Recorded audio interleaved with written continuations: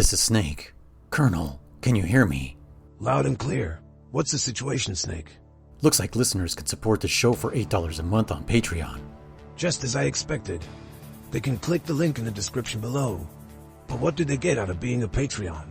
Listeners get early access to podcast episodes through the Patreon site.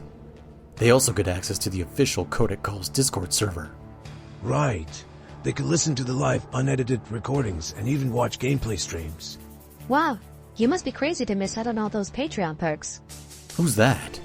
Oh, sorry. This is Mei Ling. She was assigned to us as our social media specialists. She posts on all the major platforms, as well as receiving our listener messages. Our frequency is 209-791-0995.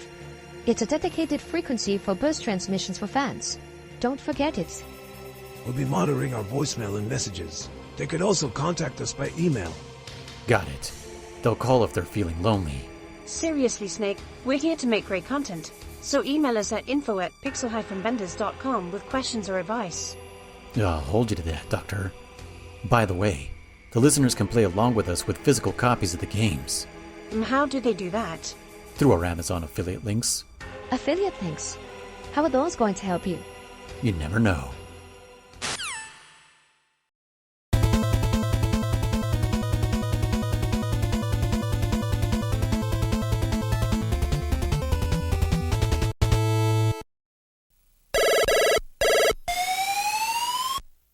Welcome back, everybody, to Codec Calls, a Metal Gear Saga podcast where we replay the games in release order from the very first one in 1987 to whatever may come now and into the future. I am your host, Noise One, also known as Luis, and with me are my two co-hosts, German, also known as Riser. I don't know if you want me to call you that at all. That's fine. I like that, Riser.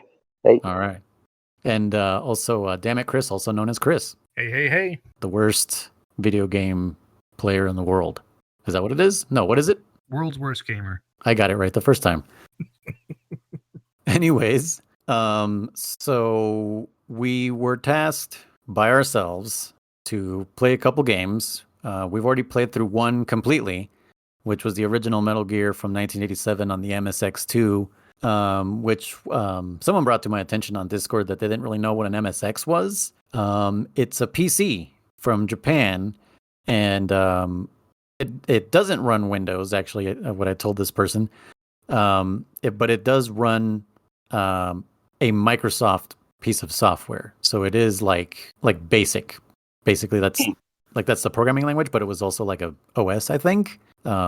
Which is strange and rare because Japan hates Microsoft, as we all know. Just the way Microsoft runs its company, Japan has never liked it, and so that's why the Xbox does super bad over there in Japan.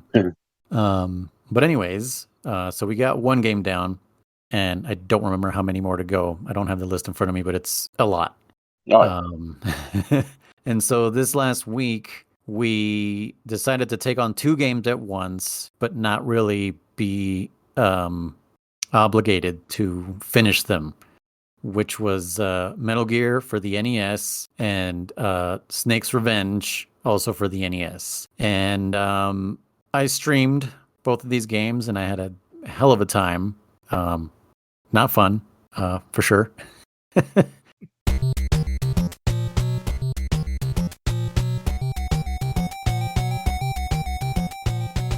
Chris, how did you fare with, we'll start with Metal Gear on the NES. So I couldn't even get past the first area, I guess you'd call it. The few screens you go down, and there's that gate and the three trucks. Couldn't even get past that area. And in fact, I only got to the gate one time. So you never made it out of the jungle? I never made it out of the jungle, no. Oh my God. So I didn't want to spoil anything, but last stream, whenever I proposed, like, look, these ones are horrible. I say we just knock them out and just get it done with. I wanted to say, like, have fun with the first three screens, because I know you see those first three fucking scenes back to back. It's horrible. It's horrible. Yeah. But go ahead, continue, Chris. So yeah, it was for me, and I think my biggest gripe was the NES version was there was absolutely no pattern to the way the guards would look. I think it was like the third screen down. There's that big wall in the center, and then you have the guards, one on each side, and they're just kind of looking around all different directions. But they're always looking the same way. They're like coordinated in the direction they're looking, so that's always the same. But there's no pattern as to which direction they're going to turn or how long they're going to face that way. Noise, I think I was talking to you about this before, where I was trying to play, and when I would get down to that screen and I would get captured or seen or whatever so many times. I was like, okay, I'm gonna wait here to see when I should be going, and there would be times where I would be like, they would turn and I would wait a couple seconds and okay, let's see how long it's going to take for them to, look one way or another that they're going to see me. And I would count that. And then I would wait till the next time they do it. It would be completely different. And I would either sit there for 3 or 4 seconds where I would have had plenty of time to get by them and they never would have moved, or I would see them turn. Okay, I go now, and immediately they would turn again, spot me, and kill me right on the spot. And it's like, oh yeah, there's no rhyme or reason or pattern or anything to any of it. No. And I think that's what upset. I wouldn't say upset me. It's what got to me the most. Yeah. And I must have been playing those 3 or 4 screens for a good 2.5 hours, and I just gave up after that. I was bound and determined to give it a shot. I really was. And I was just, I can't do this anymore. So I stopped. And then I watched your VOD. And I noticed you were using save states. And I was like, why didn't I think of that? You didn't do save states? I even said it. I even said, these next games, I said, I'm sorry. I said, I don't think we're going to beat them. I said, not without save states. I'm like, they're horrible. They're fucking horrible games. Yeah. And as soon as I got into the building, save state. Yeah. Go ahead, keep it going, Chris. I was gonna say, there was a part of me that like I just wanted to try it naturally, as if I was playing on the NES. Yeah, for sure. And like I said, save states didn't even pop into my head when I was playing at the time. But I tried it, and I couldn't get past those screens, and I had an idea when I finally got down to that gate, and I couldn't open it, and I was like, I know for a fact that truck on the right side that I can't get to now because there's guards right there is what has whatever I need to get past this area. And I knew it because it was the only truck I couldn't get to from that side of the screen. Oh, yeah. Mm-hmm. And I didn't get to that screen ever again from that point. So it's just like, I just kept dying. It is funny because I watched your VOD Noise, and I don't know if it's coincidence or what, but like you would be chased by some of those soldiers for so long before they started shooting at you. For me, it was like immediately they started firing, and 2 or 3 shots and I'm dead. So one thing I figured out is don't stop moving. If you for 1 second like stop or change direction, that's when the AI decides to start shooting. Okay. Or when they come in, like for some reason also if they come in within a certain distance, I noticed that they do that.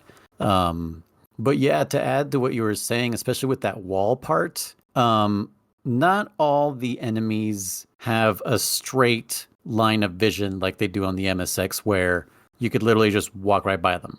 Mm-hmm. Some of them, for some reason, have a cone of vision. Okay, I felt like it. You're right.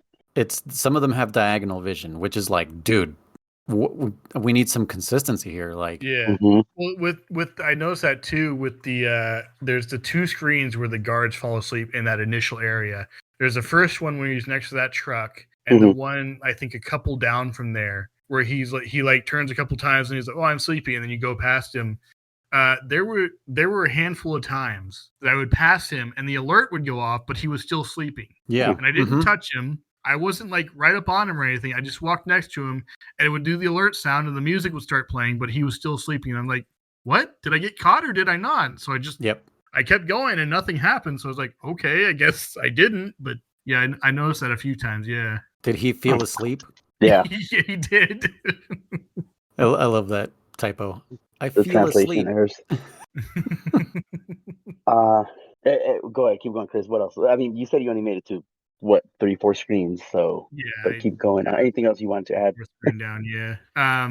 Another one that got me was that screen you come to, and it's like a cross intersection. And I went at first. I went to the right, And of course, it comes over and it's the same screen again. So I was like, okay, it's just like in the desert or whatever. So I went down from there. And I think that was where, I can't remember if that was the one with the two guards. You kind of have to like zigzag between them as they're looking around and everything. I did that one a few times because, again, I would get caught and they'd come after me and shoot me twice and I'm dead. The screen with the three dogs I found annoying as well. You can't do anything doesn't about matter it. what you do, they're going Nope, to alert nope. and they're going to hit you. Just keep running. Yeah. Yeah. Well, I eventually learned that and just ran through. Yeah, but there would still be times where, like, I don't know if it was the AI glitching or just choosing to do something different. Because normally they would, like, the two dogs on the left would just run straight up the whole time, and the dog on like the bottom right would run to the left and then up. So I knew how to dodge them pretty easily. But every once in a while, the dogs on the left would decide to run right at me instead. Mm-hmm. And so as I'm going down, they like intercept me and hit me, and again 2 or 3 times and I'm down. So I definitely think there's possibly some AI manipulation because I know exactly what you're talking about. I think if you just consistently do the same inputs, or transition to the next screen at the same area, you know what I'm saying? Like, I think there's definitely some kind of manipulation going on because I got very consistent. I too played it for maybe an hour and a half without save states before I said, okay, we're doing save states. Because I want to give it a fair shot as well. Like, remember from the NES. Because again, I went into it thinking maybe I'm older, maybe I'm wiser now, maybe I'll be able to. Nah, it's still just it's not fun. It's not fun at all. Yeah. And one thing I didn't realize before we started playing too, that I realized after I watched Noise VOD, is that it's not made by Kojima, and it shows very much. And I don't remember if we talked about that last week about this game, that it's not a Kojima game. Yeah. And it's just like a knockoff copy of it, I guess. But that's exactly what it seemed like, based on what I was playing. And it's like, okay, they tried to copy the original, but without the original maker, they didn't know exactly what to do. So it's almost like a bootleg version of it, I guess. Yeah, it's like they reverse engineered the MSX version, trying to put it on the NES. Yeah. Ran into the NES limitations, and then we're like, what do we do? How do we make this game work on here? It's tragically a very familiar Konami story, as that's pretty much what Metal Gear Survive is, and you will see once we get to that. Yeah, when Konami does things on their own without the original team, it's always a shit show, which is why I'm worried about the Silent Hill 2 remake. I'm not stoked about that, and Metal Gear Solid Delta also has me worried. But well, I mean, you kind of also touched on My Name Riser. I mean, look at the Contra series. Yeah. I don't think there's any one dedicated person who made it, but you can tell when they just phoned the game in. Pretty much everything after, honestly, maybe some of the hardcore or something like that. And it was when they released, I don't remember whether Contra Rogue or something like that. Uh-huh. Horrible game. I mean, and it baffles me that they're surprised they didn't make money. But you're like, did you even look at the source material from your own freaking library of games that exist that people love and play? Or did you just make a piece of shit game and slap the Contra logo on it and hope it sells? And it's not. Yeah, I mean, this Silent Hill 2 remake isn't the first time they fumbled Silent Hill. Like, they've been doing it since Homecoming, I think, is when they really, really dropped the ball. A lot of people don't really like The Room and Shattered Memories. I was a fan of Shattered Memories because it's like a re-envisioning of the first one, because the first one doesn't get much love anymore nowadays. It's just like, oh yeah, it's great, original, whatever, but 2 takes all the attention. And then 3 is kind of like, yeah, that was also great. And 4 is like a completely different game that people were like, I don't know if I like this. But yeah, it's scary to see what Konami's gonna do. They haven't treated their franchises very well. So that's what I'm saying. That's why it's sad, because they have some great titles. They own some great stuff, and they just don't want to do anything, or are afraid, or God knows what it is. Yeah, I mean, Castlevania's been hit or miss all That's the time. another, Castlevania. I can't think of anything off the top of my head, but they own some good stuff, and they just, like I said, Silent Hills, and they just don't don't care. I don't know. They don't get That's it. the Yeah. company that it feels like they're keep digging their own grave, and they just don't understand why. Yeah. Yeah. Well, Chris, you have anything to, else about Metal Gear One? well, to throw in my 10 cents, 2 cents, or 1 cent, or whatever. Tencent is the name of the company. Yeah, thank you. to throw in my 2 cents about my thoughts about that, not knowing the series obviously, but like understanding the premise of it. And I think it's noise. It's something we've discussed in our other podcast that it seems to be a plague in the gaming companies now that they've lost connection with their players and the player base and everything, and they're out to make a quick buck, and they will do anything they can to make that quick buck, if that means making shortcuts or cutting people out, or whatever they need to do, putting out a game every year because that's what they got to do and that's what their fans expect, even if it's broken and incomplete or whatever. Then they'll do it as long as they make money off it. They don't care. And I think that's something that's becoming more and more common with bigger game companies. And I think that's why we are in for either a revolution or there's going to be a major change in the landscape in gaming, because I think indie games are coming from that perspective where they are a lot of times either gamers or they understand what gamers want, and they will make the games that they want, and they put love into it. They take the time to make it, and they're not out to make a whole lot of money off of it. A lot of times they're just breaking even, but they're doing what they love, and they're making sure that what they put out there is what the people want. Yeah. Yeah, indeed. I agree. Indie games are pretty much love songs, and just dreams that someone's like, hey man, I've always wanted to make this, whether it's inspired by something else or not. And it shows. It shows when you play these indie games that just blow up because people are like, that's a good game. That's what it should be. Yeah. And it's funny, some of those games are like, you could tell they're just like direct, some of them, if they're like fan made or whatever and not really there for profit, but just like almost direct ripoffs of the games that they love. And the audience are like, this is great. This is amazing. I know there's a couple Metal Gear clones. Once like Konami shut down Kojima, there was a bunch of like indie games out there. Like there's like it literally looks like Solid Snake with a bandana, but it's an animal. I forget what it's called. I'll have to look that up. But yeah, it was a direct ripoff of like the MGS on PlayStation, and people were like, "This is awesome. This is amazing." No one was like, "Hey, shithead, fucking, come up with your own original idea." Like everyone looked at it and was like, "This is a love letter to Metal Gear Solid," like pretty much. Yeah. I'd be interested to maybe try out some of those games sometime too. Yeah, I mean, we could probably bring those in. Those are those like Metal Gear clones and stuff. Because yeah, I mean, they're not huge games. They're just like whatever throwaway games that people were like, I just really love Metal Gear and sharing it with the world. Yeah. All right. So German, that's all you have to say about yours? You're just like, nah. No. I got a little more. I was just okay. kind of just I was talking a little bit. No, I wanted to point out some stuff I did see because I said in the last episode that at the end of the day, it's a crappy game in my opinion, but I appreciate everyone that worked on it, and it to somebody this was their triumph, or you know what I'm saying. This was their moment to shine, where they were like, hey man, I was tasked to do this and I was limited, but I figured it out. Like there's good things in this game. There's still beauty in this.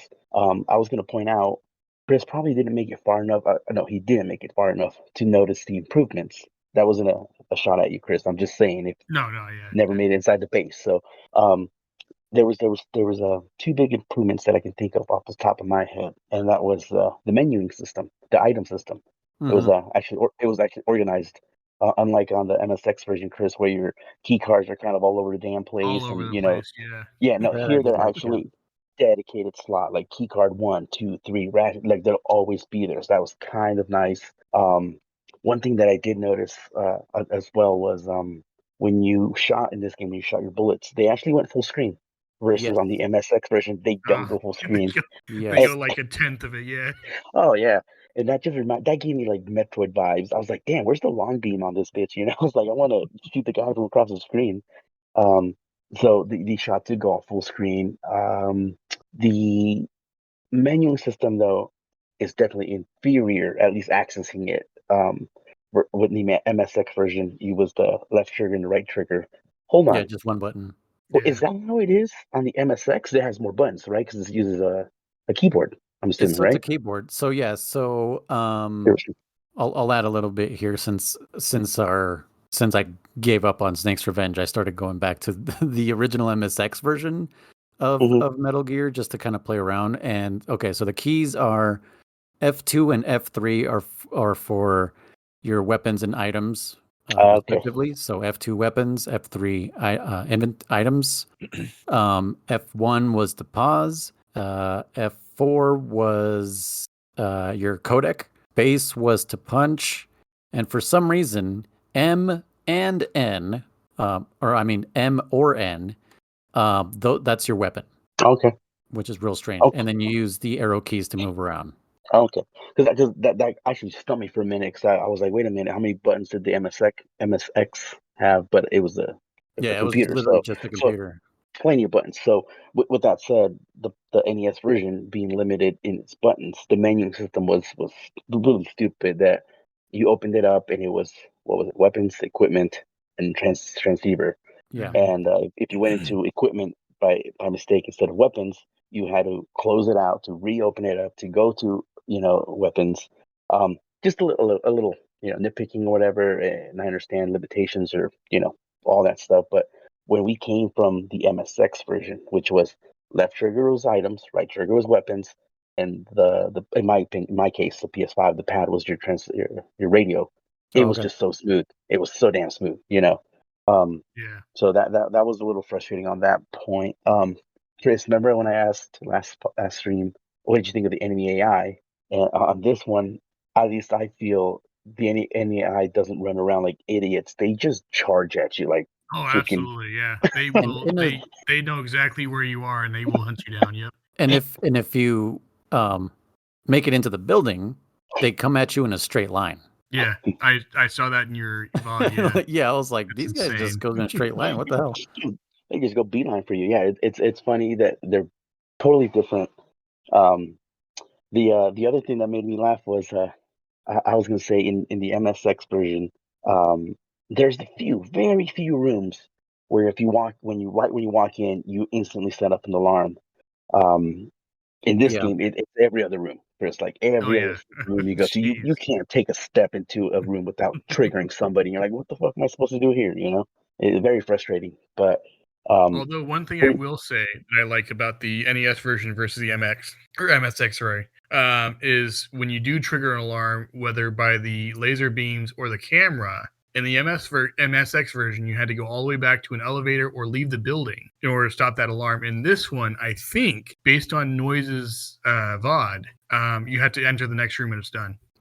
So what actually happens? It's the same in both versions. It's the number of exclamation marks that pops up above their heads that shows you how wide the alert is. Oh, If yeah. okay. it's Yeah, so if it's one exclamation point, it's single screen, so you can just zone out like Monster Hunter. And Yeah. then if it's two exclamation points, then it's area wide. And like you said, either you have to leave the building or go into an elevator or kill everybody on screen. That's the only way to get hmm. out of those two Yeah. exclamation point alerts. I did not know that. That's interesting. Okay. Uh, I only know that it because I did read the manual a while back. Not. I think when we first started talking about the podcast, I was reading. I was just like consuming Metal Gear, and uh, that's the only reason I know that. the last thing I'll touch on was this game did do flags, if you will. When you pick the, let's say, the binoculars and then die immediately, you start back in, three screens back, you still have binoculars. And as far as I saw, anyways. And Yeah. Did then if it you make, do that for us on the no, I missed the it. No. no? No. Okay. If Remember, you elevators died were and checkpoints. Yeah, yeah. pretty much. You found a new item, go back to the elevator to save it. Pretty much. So that was one thing they did right. Well, that's why, like I said, I played for like a solid hour and a half, just going for it, just going for it. And if I died, if I got a new item and I died, I didn't care because I knew I would have it back in the jungle. But then I got tired of going through the same screen, so that's when I started using the save states. That's the only other thing I wanted to add. Noise, you can take over, but I do have a question leading into it. You played further than I did. I made it decently far, but is there any other checkpoints, like hard checkpoints, or do you always start back at the jungle? No, yeah. So the first elevator, for some reason, is not a checkpoint. I think from the second elevator on, then it's a checkpoint. Okay. I don't know how they messed up the flags there, but yeah, there was once I learned, oh, I'm respawning at an elevator. That's when I did the same thing you did. I started not caring about my save states. I was like, oh, grab the item. If I die, whatever. Fucking, I'll Okay. restart here. And sometimes it would benefit me because, Yeah. dude, sometimes I was in building 2, I would die and I would be at the building 1 elevator. And sometimes it was to my detriment. And other times I was like, oh, perfect, because this is where I need to go and I don't have to go through the jungle again just to get here again. Speed. What do you call it? Oh shit! I dropped the ball. Speed strats. There you go. Yeah, it's a speedrun strat where it's just like you die to get somewhere quicker, like Mhm. like a save, whatever. Yeah, you said it. Yeah. That's all I really have to say on this version. Noise. Go ahead. What you got? Well, I beat the game. Good job. Yeah, I Yeah, was congratulations. determined to do it. Thank you. It's at first I thought it was a completely different version of the MSX, especially with that introduction in the jungle. And I didn't realize until I saw a fan-made anime that somebody made on the internet that I ran into a couple days ago.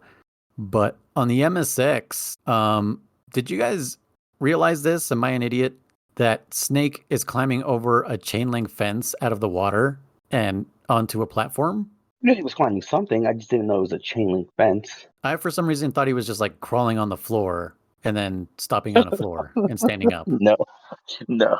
Yeah. I realized it was climbing. That's funny. Yeah. So apparently that's a chain link fence. Okay. So I just wanted to bring that up because it's completely different than the NES, which the NES is more like, hey, we're Contra. Let's go through the jungle. Also, don't get spotted. And it's like, oh, so then it's yeah. not Contra. Why did you start us in the jungle? Yeah. But then once you get inside the building, it's almost the same map layout, pretty much. It is. Everything is pretty much the same. Key differences for sure are you can walk underneath cameras. Yes. Hug the wall. I noticed that too. You can hug the wall and walk under like not under, but use your imagination. You can walk under cameras. Yeah. You're The physically shadows. directly under the camera. You're out of its vision. Yeah. Yeah. When I went back to the MSX, I was like, is this something I missed? And then I tried on the MSX and immediately got spotted. And I was like, nope, that's not a Yeah. thing. I saw you doing that, and I was so confused at first, and I was like, "What? How is he getting away with that?" And then I saw you do it some more. I was like, "Oh, it just must be a thing in this where you're out of its vision for whatever reason." That's It's a exactly feature, what I thought. not a bug. Yeah. That's what I was going to ask. Is it a feature or is it a bug? But I don't know. I have to read that manual. with that said, when I was playing the MSX version, because I told you I've played the NES version. I've beaten it before many years ago with save states, and so I was getting stuff mixed up, and I was like, oh, I can hide under these, and I was like, what the fuck? I thought I could hide under these. I swear I could hide under this. I'm like, must be the other game. And sure enough, when I got to that camera section, I'm like, it was this one. Damn it, it was this one. Yeah, so that's one of the main differences. The inventory, like you said, way more organized. I was really happy that the key cards were right next to each other. If I remember correctly, in the NES version, if you open a door, you can swap to another item and then walk through the door carrying that item. In the MSX version, if you open a door and change item, the door will close on you if you get out of the menu. So that's real important for the gas room. I don't think so, because I think in the MSX version, I was able to open a door with a key card. It was before a gas room. The door would open. I could switch to the gas mask and then walk through. So then it's the opposite. Maybe. I think so. one of them does not let you do that. So correct me if I'm wrong, somebody out there. But yeah, Or it's me. one or the other. That's why because when I tried to do it on whatever version, I was like, dude, I can't. I'm gonna take damage no matter what. I mean, you do when you're trying to open the door from the inside. Yeah, stupid. Yeah. That was one of the things I had issue with as well, is that, like, especially at the beginning when you have such little health, and then you're that first room after you rest the POW and you go to the right and you have to go through that gas room, and it's like, crap, you walk in there and you don't know at first because he doesn't tell you until after you're in there. Oh, I forgot, and Yeah, you put on your gas mask, and by then, like, half your health is gone already, and then you go to the other side and take off your gas mask to use the card, and heaven forbid you should use the wrong one, because then you're Yeah. taking even more damage. So it's just like, that's annoying. yeah. And then your like vision hitbox, like to be seen by enemies, is the opposite per game. So I think on the MSX, if they see the bottom part of your body, that's when they'll see you. And on the NES, it's the top part of your body, like your head. Okay. So it's one or the other. I can't exactly remember. But also item placement in certain cars, not rooms, but in certain cars is like just slightly off. I only know that because of, grinding items. You keep going back into a car for a ration, and it's you just, I don't know. The pattern in my brain is like, oh, I have to move up a little bit and then over to grab this ration and then down and then out. And then like in the NES version, it'd be like, oh, this one is just straight ahead and I can just go in and out. So just something that I kind of noticed. Item placement inside trucks is a little different. The desert for sure is different. Because it's only like about 3 or 4 screens, or like 3 screens, the one with the scorpions. Mhm. But then there's a jungle in between building 2 and 3, I think. And it's like a Lost Woods scenario where Yeah. you have to know which way to go to get out of there, which I had to look up because I was like, and even the instructions were super unclear. Like people were not accurate in their Yeah. description. I was like, I'm doing what you're telling me and I'm not getting. And then turns out I can just use the stupid trucks that teleport me around the base. Yeah. I didn't even have to do that whatsoever. Nope, you can skip the whole desert. So, Yeah. speaking of desert, I forgot to ask this last time. Did you guys find the antidote? Yes. In Okay, MSX, yeah. Okay, It's- I didn't. It's in the same building as where the compass is, where Jennifer tells you the compass is. Uh, If I'm I- correct. I didn't find it. I completely forgot about it on the MSX version, obviously the first one we played. And when I got to the first desert screen, I was like, oh, okay, yeah, I remember desert. And again, I was confusing the two games. I was like, I thought there were scorpions. I'm like, oh, it must be on the NES version. And so I kept plowing through, and then sure enough, scorpions show up. I'm like, oh shit, scorpions are here. And you get that phone call. It's like, use the anti-venom or whatever. And I was like, I'm not going back. I just fucking went right through, used rations. I'm like, I don't give a fuck. Yeah. Yeah, to be fair, I had the walkthrough by the time I got there, so it told me where to go for that. I don't know if I necessarily would have found it on my own or if I would have missed it, but I was using the walkthrough by that point in the MSX version. Yeah, I think so too, because that's definitely after key 7. Anything after getting key 7, that's when for sure I was using the walkthrough. And for the NES one, I used pretty much the walkthrough all the way through because I didn't know what kind of bullshit it was going to put me through. Oh, the pit traps in the NES version are freaking evil. They're fast. They're quick. They get you hard. You're They telling don't- me, dude. You're telling me. I made a little fucking clip and posted that online because I was like, what the fuck? Like, I literally saw that, yeah. on the MSX one, like you can be a couple pixels inside the hole and not die. Mhm. On the NES, you cannot be anywhere near the hole. You will No. get fucking hit. And, Yes. and based on your footage that I was watching, if you're within 3 pixels of the hole, you will also die. Yeah, you will just you have to be right. Like there was like 2 holes, like exiting that flashlight Yeah. room. 2 Yep. holes on either side to get out of that room, and it had to be between these 2 pixel perfect tiles. Jesus. And it was like, I don't know. I must have spent like 10 minutes trying to get out of there. Yeah, it was far too long, I'm sure. Yeah. I, Another. Oh, go ahead. I was gonna say one thing that I noticed that was different. I don't know if you're gonna touch on this. The cigarettes in the NES version, you actually have to use them. They're not just like you hold them like you do on the MSX version. Dude, they didn't. Am I doing something wrong? Because I can't get them to work. No, Do I have you to- gotta like use it like a ration. You have to literally Are you serious? push extra. Yeah. I'm so I dumb. remember I was like, "Are they broken?" I'm like, "Yeah, whatever." And I'm like, "It's the NES version. Maybe they censored it. I don't know." I just didn't use them, obviously. And then I wasn't until I was watching. Oh yeah, because I made it to my point where I'm like, I'm done. I'm just gonna watch a playthrough, and this dude actually uses it, and I was like, "Are you fucking kidding me? I didn't know that." But that's necessary for the lasers or for what else? Uh, for the lasers, and I don't know if they work for the end for the big boss escape, but just in that one room where before you get the infrared goggles, Oh, okay. they work there. So for the MSX, the word is that it extends your time. It gives you just more time to escape. In the NES version, I guess it adds more time Okay. or something like that, which is the same thing, isn't it? Yeah, I was gonna Yeah. say that At the end of the sounds day, like the same thing. So Yeah. So the way to describe it, I was like, that's the same thing, right? But whatever. uh, those are the unless most. what they mean, unless what they mean in the MSX version is that it slows down time. Yeah, that's what it means. Maybe. It Yeah. ticks slower, I think. Yeah, so And then the it NES could version, be. it just like adds a minute or something. Yeah, Like it's a set time. yeah. So it's probably a translation thing. Yeah, probably.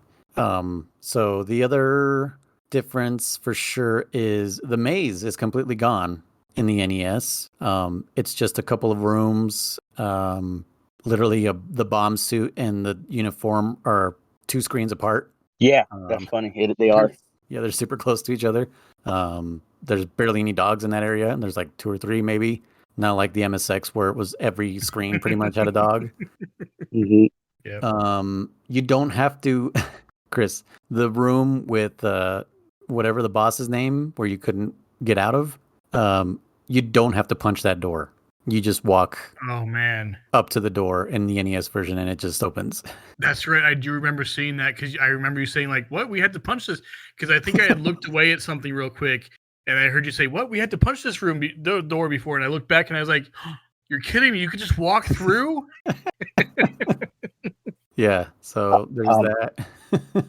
Obviously, I think limitations wise, speaking of the boss, there's zero indicators if you're doing damage on any of these bosses. Yes, On the MSX version, you at least knew that the weapon you're using is, doing damage. On this one, you there's were like, Am I hurting him? I don't know." there's a chime in Hmm. the MSX version, so it's like, oh, I'm using the right weapon against this boss. And a lot of times the boss will flash like red and white Hmm. too. Yeah, Oh, really? I couldn't see any. yeah. Okay. No, yeah, yeah. There's clear indicators on this one. On the NES version, there's zero Okay. indicators. So that was kind of, obviously limitations are an oversight, but it sucks because it makes it hard, Yeah. especially with the game that's already pretty unforgiving. And then the roof is completely different. The layout's completely different. Those flying guys are not so. They're not so. How do you say aerial? I guess because Yeah, they just kind of like fly in and like sit, kind of like a fly would. You know, to be like, bzzz, and then they just yeah. sit there, and then you could just shoot them This to death. Like they're really easy. that No, that's one good. that one part on the MSX, I don't know if it's in the NES version as well, on the roof where you go like all the way to the left, and they have that area where it's like the electrified floor, and you have to get through that one door. Hmm. And the flying guys will just come in all over the place. That was so annoying on the MSX version because I'm firing at them where I think they are, but it's like sometimes they're in the air or something, and it's like not hitting them, and at other times it does hit them, and I don't know which is which. So it's like I just keep firing my gun, hoping they'll eventually die. I never But hit them. I No. oh really? I was Okay. just like, I'm not even gonna try anymore. Not once did I hit one of them. I was like, fuck it. Yeah, I didn't know if Um, one of them was going to go turn. Oh, I guess if you destroy the panel, you can't turn it back on. But yeah. yeah, There's no parachute. Nope. Um, No parachute. there is a glove, which I never figured out what it did. Do you Oh, know the glove is, yeah. It's to punch. It's to break the walls. You can't break walls without the glove. what? Yeah. If you Okay. call Big Boss before you pick it up, he goes like, "Oh, that's an iron glove. Use it to break walls or something like that." Okay. I Yeah. don't even remember interesting. what walls did I have to punch. Oh, probably like in the third building, right? Like by Metal Gear, Possibly, like I said, I didn't beat it. So, but because the it's later in the game that walkthrough you that get I them. watched, yeah, the walkthrough I watched, that he called every possible codec, I guess you could get in the game. He would do. So Okay, that's good. why I was like, oh, okay, you need to go up to punch the walls. Okay. Yeah. The bridge, like the bridges, they're Mhm. much Yeah. easier. They have Yep. like standing platforms at the beginning, not like the MSX is just like the entire top to bottom is a rickety bridge. It Okay. swings a lot less, doesn't it? Yeah, I think it's because it has those platforms on the top and the bottom that don't move that it's just like, oh, whatever. Well, the MSX had some platforms too. They weren't huge, but it was like the bridge was at that weird angle, which because of the limitation on graphics and everything, like with the weird angle that it was, plus it was swinging back and forth, it was hard to tell where you're supposed to stand and where you can fall off and where you can't. Oh, okay.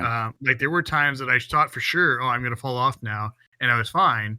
And then other times, like, oh, I'm good, and I keep walking, and then I just fall off randomly. Okay. So it was tough for me. So Yeah. There's no helicopter boss. Oh yeah. That spot, it is like that room is kind of laid out the same. And if I remember correctly, I think it's just a couple flying guys or just like a group of enemies. Like it wasn't a boss. yeah, All the bosses were pretty much the same except that, and of course the climax, which I don't Yeah. know if you saw, Chris. The Metal Gear fight it was a is computer instead of the robot. Yeah, yeah, it's non-existent. There is no Metal Gear. And I guess I didn't know this when I got to the room, but if you do not rescue Madnar, the scientist, you cannot defeat the Metal Gear. Oh well. It's just invincible. Like I unloaded everything I had, and then I was like, I'm not wasting time trying to figure this out. Like, what the hell is the deal? And yeah, sure enough, the guide is like, if you did not talk to Madnar and rescue him, go all the way back and rescue his ass so that you And can his daughter. destroy this computer. Or use speedrun tactics, and at the entrance of the room, just turn right, and it yeah. glitches, and you just skip the room, And that's Nice. and then what you you're did. yeah, and then you're in the big boss fight. And I was like, that's what I'm gonna do because I'm not Yeah, I'm yeah. not walking all the way back there. That's crazy.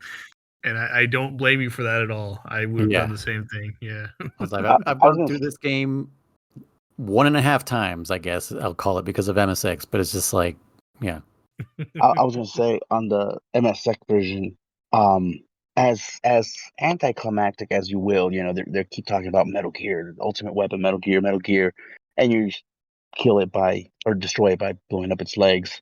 It was still challenging. It still looked epic, especially with those two laser guns that they do a good amount of damage on you. I was gonna say I went in there with just the right amount of Yep. plastic explosive. Yeah, if Mhm. you don't have the right amount, you will die, and you'll have to go all the way back and And you have to restock guess the first and last. foremost. I mean, it's 50-50, but you have to guess the Uh-huh. last foot. He doesn't tell you Yeah. because he's like Yeah, he's like but it's like a drum paradiddle. I don't know if you know what paradiddles are, but it's like left, right, left, left, right, left, right, right. Like those are drum paradiddles. oh So that's how I memorized it. I was like, oh, it's this. And then I figured the last one was going to be matching something else in the paradiddle, and it fucking wasn't. And I was like, I have to do this again because I'm out of explosives. However, one thing I will say about the MSX version is it's very forgiving, and if you get it wrong, you don't have to like start the whole sequence over again. yes, Because that's one thing I was worried about. So I wrote Oh, down, really? yeah, I wrote down the sequence from the walkthrough for that final fight because I didn't know if it was going to show it at the end for the final fight. It did, but I wasn't sure, and I just wanted to write it down just in case because I don't have to, look all the way back up here for where it is or whatever. And so I somewhere during that fight, I got something wrong. I mixed up an L with an R or something, and I was like, crap. Well, I'll try the other side to see if that works. And it just kind of continued from there, and I ended up beating it that way. So if you have extras, which I think at that point, if you have 4 stars, you can carry up to like what 40 of them. I think it was. Okay. You can still a beat good it. amount. I don't remember, but you should have more than Yeah. enough. So that was my experience. Was I was like, crap, is it going to start over? Because I didn't have enough to do it all over again. So I was like, well, I'll just continue from here and try the other leg. And sure enough, it worked, and I went from there and I beat it. So what that tells me, my programmer brain tells me that there is not 2 hitboxes for each foot. There is only one, and it moves when you hit it. Yeah. Just flip flops. Yeah, because otherwise, if there was 2, then it would reset and Oh, yeah. recording correctly. That makes sense. Yeah. So yeah, it's one hitbox moving from one foot to the other. That makes sense. Yeah. Good to know. Yeah, Chris, you're right about that. You should have you should have way more than enough plastic. Plastic explosive, right? That's what it was called. Mhm. Yeah. And I remember I thought you would at least get a room to restock or something like that. Because I remember I was like, I'm still close. And I looked, I think I had like 15. And I was like, shit, I don't want to go back and get more. I'm like, I'm just gonna wing it. I think you get more before you enter the boss battle. No, just the right amount. I did use a safe state because I did mess up the pattern. And yeah, when you run out, you're like, well, I'm screwed. So it took me like 2 tries to finish it because I had just enough for it. So, but Yeah. like I said, I wish they would have given you a little bit more C4 or again plastic explosives for the fight. But otherwise, it was fine. Noise. Anything else on and the NES one? The big boss fight is the same. You can basically just shoot him from across the room if you find the perfect spot where he can't shoot you. Mhm. And then instead of a staircase that you climb, you just do the elevator, and it is the one on the left, just like the stairs. Mm-hmm. And there's no cool cutscene of you No. running away from an explosion like a badass action star. It just all of a sudden, what even happens? I don't even remember. It was so. The radio. I think it showed like a sunset, and then it was. Oh yeah, the intro Codec Calls sunset thing, where you drop in with the parachute, and then it's like, here's the credits, and I was like, that Mhm. was awful. Like that made everything so much worse. I think we had mentioned on the MSX version last episode where Chris, you were like, you mentioned that you started suspecting Big Boss, after X amount of time, and I Mhm. forgot to bring this up. Noise, you would know more too. It's funny that Big Boss is the supreme commander of Foxhound, right?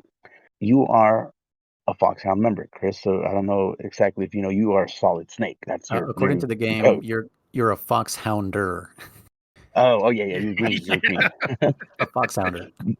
But what I didn't realize until we started this whole journey. The first, what is it, 4 bosses. They don't kind of have the Foxhound Moniker. molecule. It's what shotgun blaster, flamethrower, whatever his name was, the Arnold's. None of them have the monocle except for the very first one that you get to is Dirty Duck. The theme, Chris, will Oh, the last goes. boss before Big Boss or before Yeah, Metal Gear. it's always an animal and some kind of a verb or noun, and Yeah. I thought that was funny, and just throwing that out there that Dirty Duck is the first Foxhound name, so the other guys, I guess, are Foxhound, but they don't have the monocle, or they're not Foxhound. They're just external soldiers he got or something. It's probably before Kojima started doing that. Because yeah, there's Gray Fox. Yeah, and the other ones are just Shotmaker. It does carry like the 2 name moniker. Yeah, So Shotmaker, Bloody Brad, which is the Arnold's, Fire Trooper, there you go, Fire Trooper. Dirty Duck, The helicopter and tank don't have names, but a Hind D. I don't know if Yeah. that's did they call it a Hind in the game? I I think think they so. do, but I don't remember. It's just a Hind.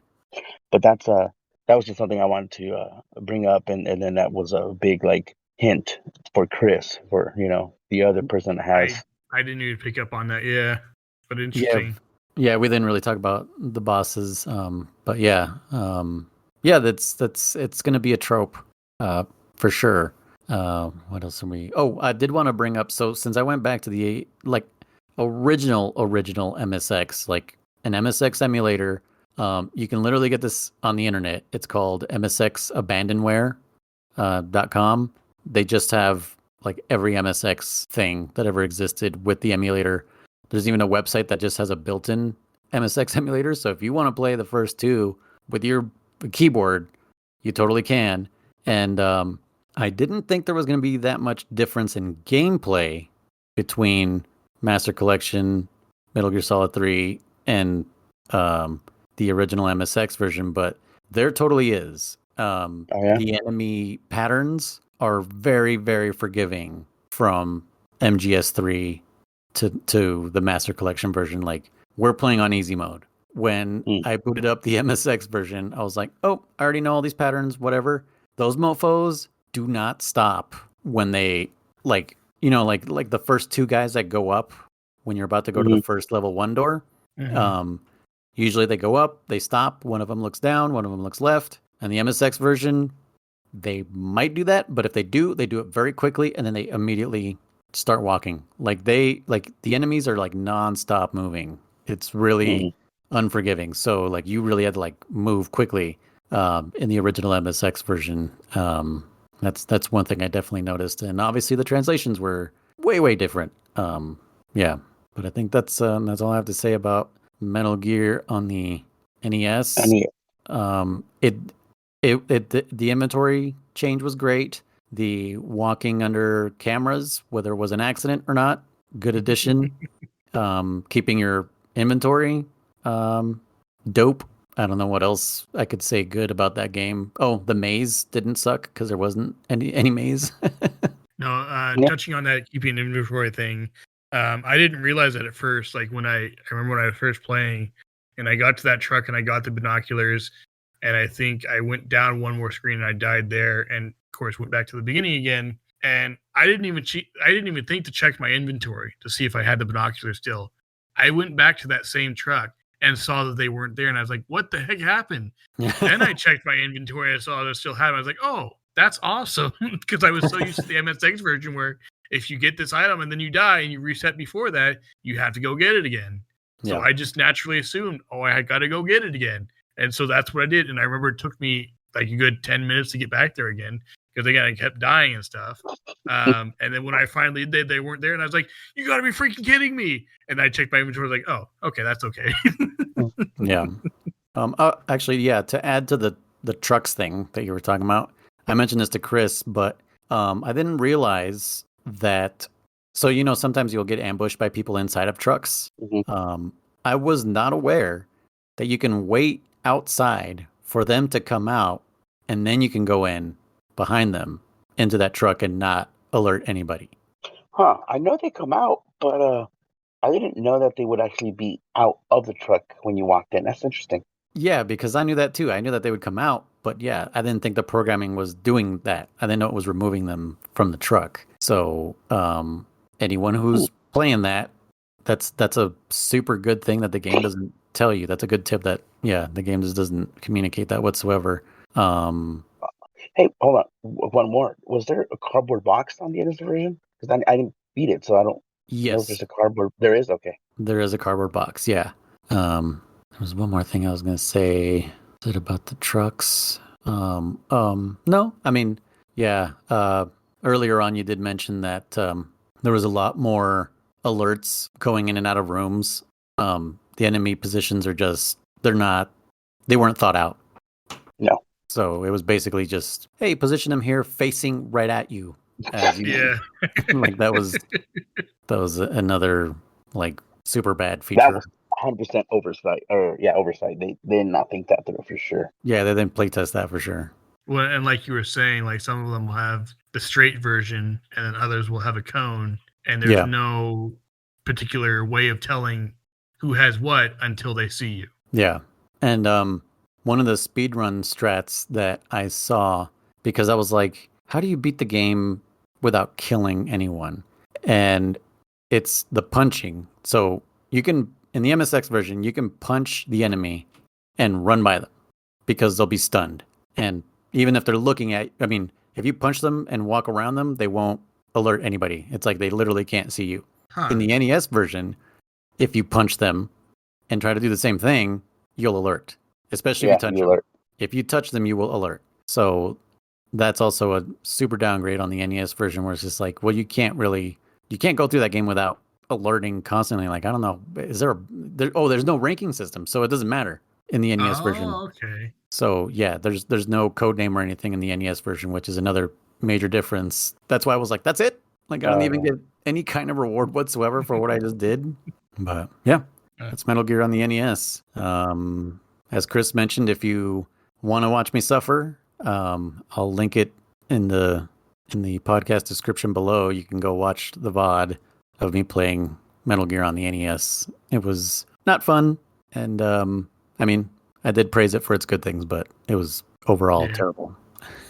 It was, as many would say, an experience.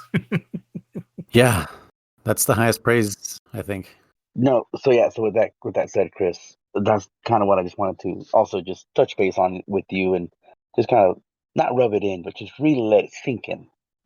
You said it, the first 4 screens is all you saw, and that's all 8-year-old me saw. Yeah, that's most for of our freaking experiences. years. Yeah. For years, I mean, I tried this game at least once a month because like I said, during our first episode, I had my original Nintendo, all the way up until like PlayStation 64.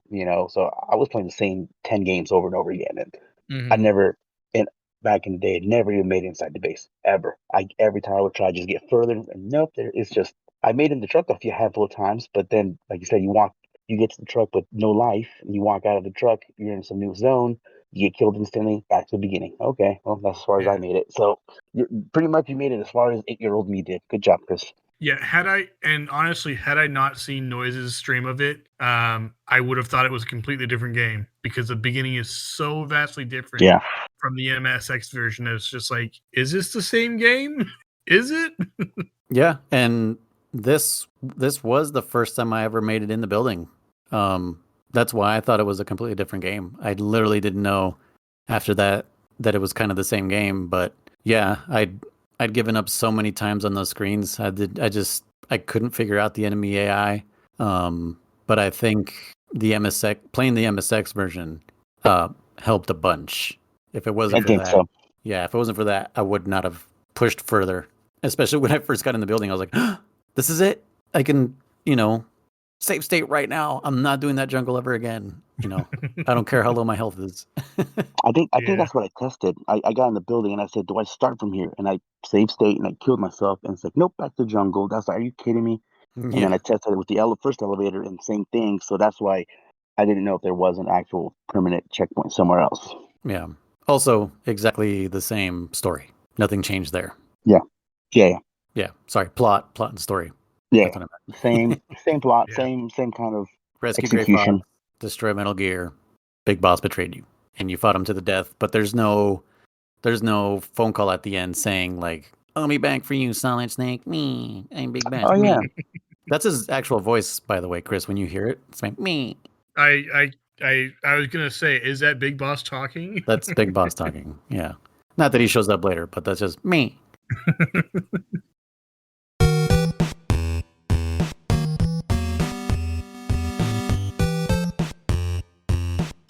All right, so I think we can move on to an even worse game, which I don't know is possible. Snake's Revenge. This doesn't even have Metal Gear in the title. No, the unofficial sequel. Yes, this is less than a bastard child. Like, this is just I don't know what this game started as. I don't know how to describe this game. It for the most part, it has really great, unique ideas. If it wasn't for the stamp of Metal Gear on it, I think it would be on its own a pretty good game. But the fact that it's related to Metal Gear demerits everything about it. Well, you expect more out of it. Yeah. Yes, I expect more out of it. The intro sequence, pretty dope. But actually, I want to hear from Chris because he said he kept trying, I guess, up until probably when you guys logged on. I don't know how much he tried. Actually, I realized after we had spoken earlier, I had misphrased that. What I meant to say was I was going to try. I actually have not tried to play that game yet. Oh my God. Yeah. Okay, good. And I think I'd mentioned to both of you this past week, it's been a bit busier for me than I anticipated. Yeah. And I didn't get as much time as I would like to have to sit down and really try to play these games.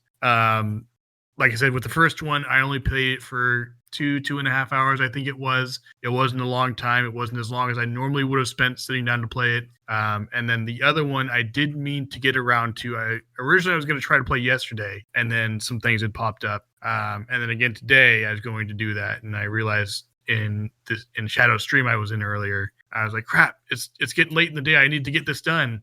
And so I left and I went to go check on my wife, and I did a couple things for her and was doing some stuff around the house. And before I knew it was time to make dinner. And then after dinner was time for this. And so it's like, crap. And so time got away from me, and it happens.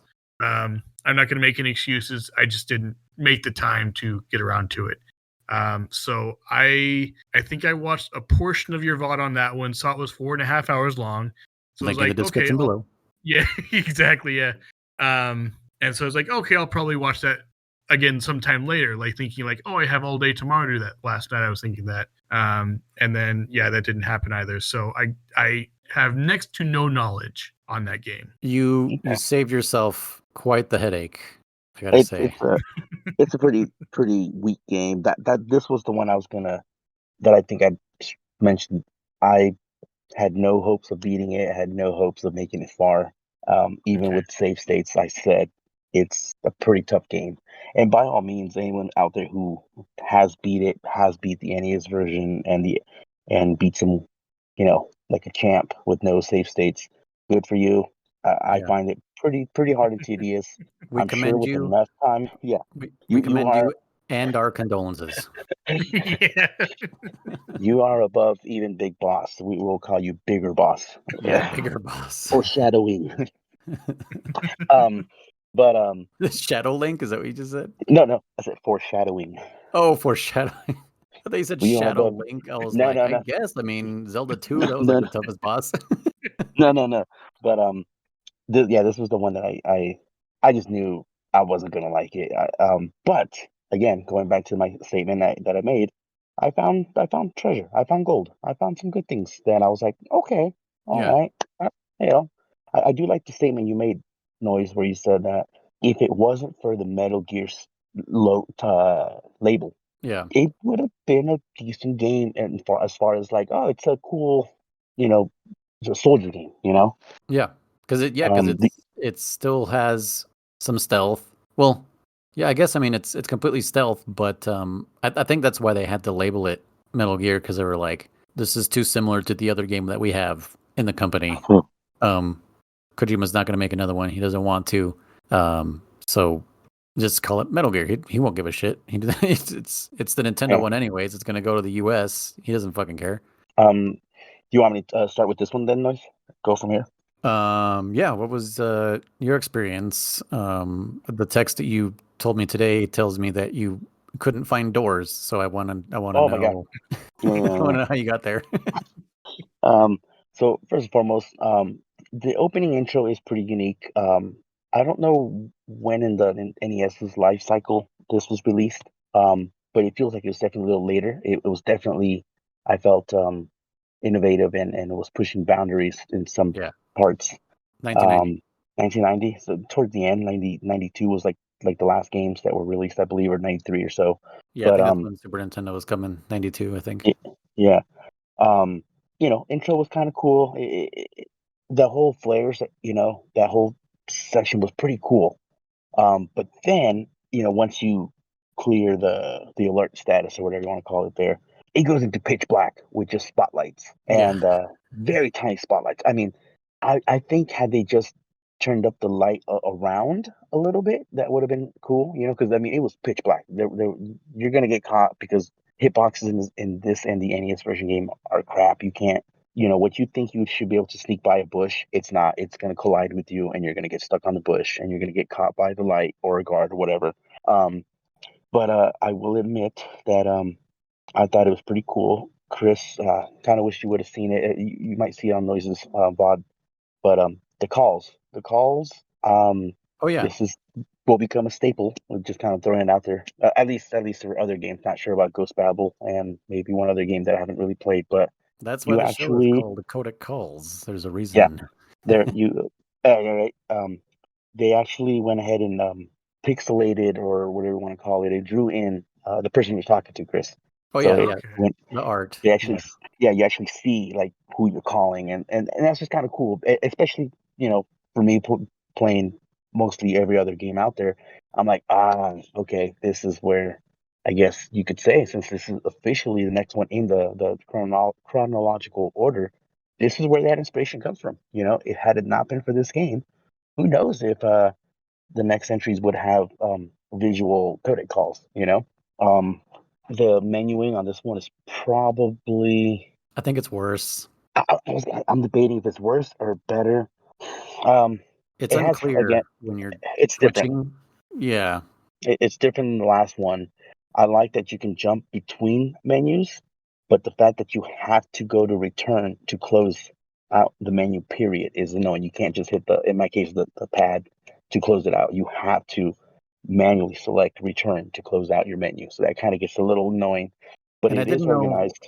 I didn't know how to assign I didn't know you could assign to A or B, right? Like I was like, Oh, what would I didn't know if I had to confirm. Like if you watch the VOD, I'm stuck in the menu okay. for like 30 seconds.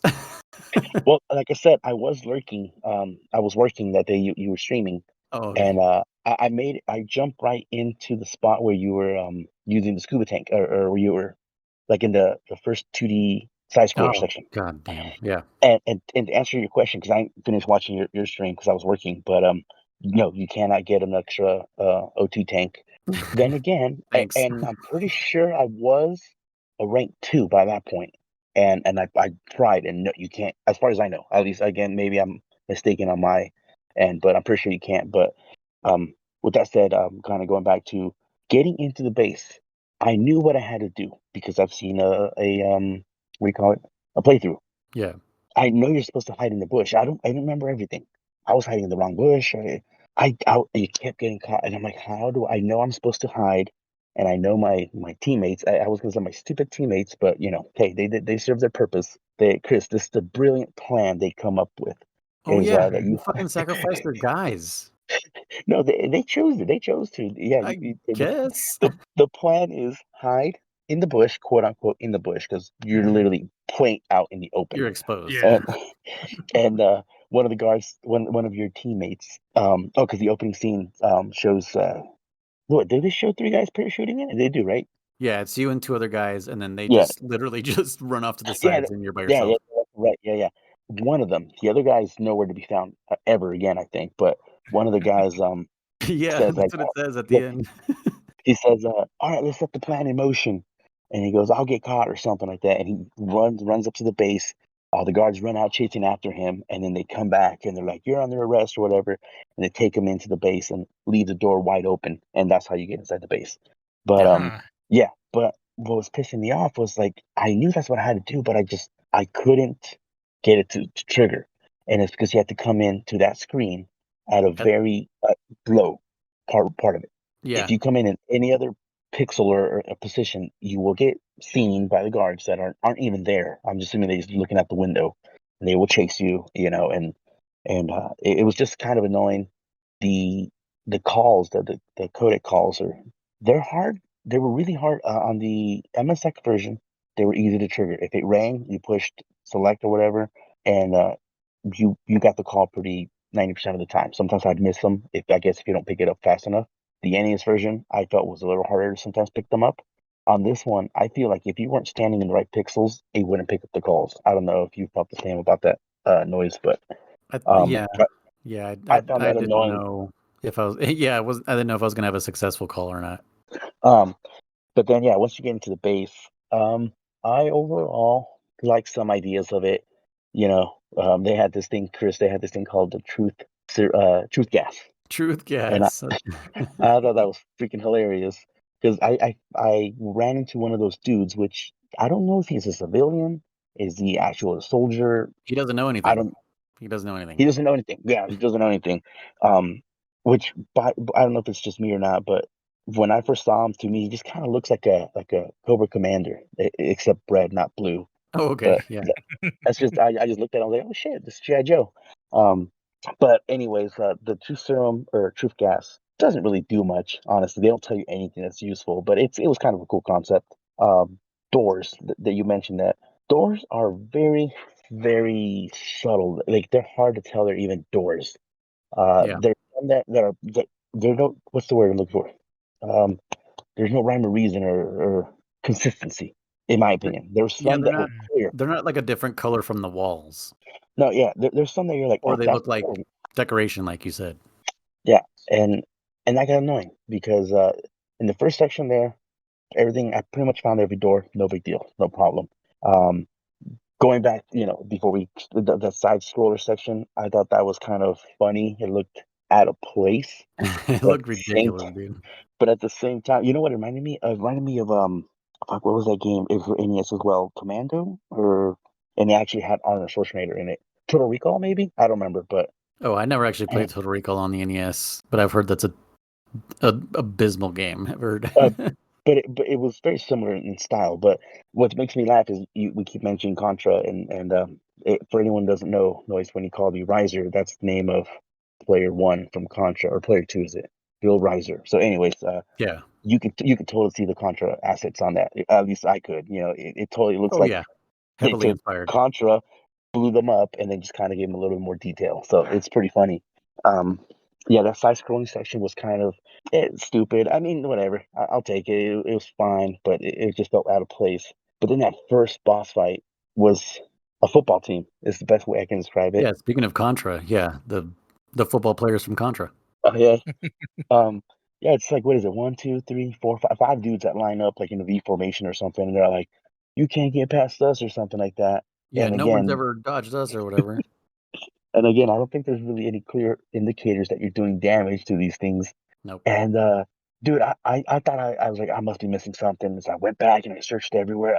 I went in every door and I was like, there's nothing here. I must be able to kill these guys. I struggled a lot during that boss fight.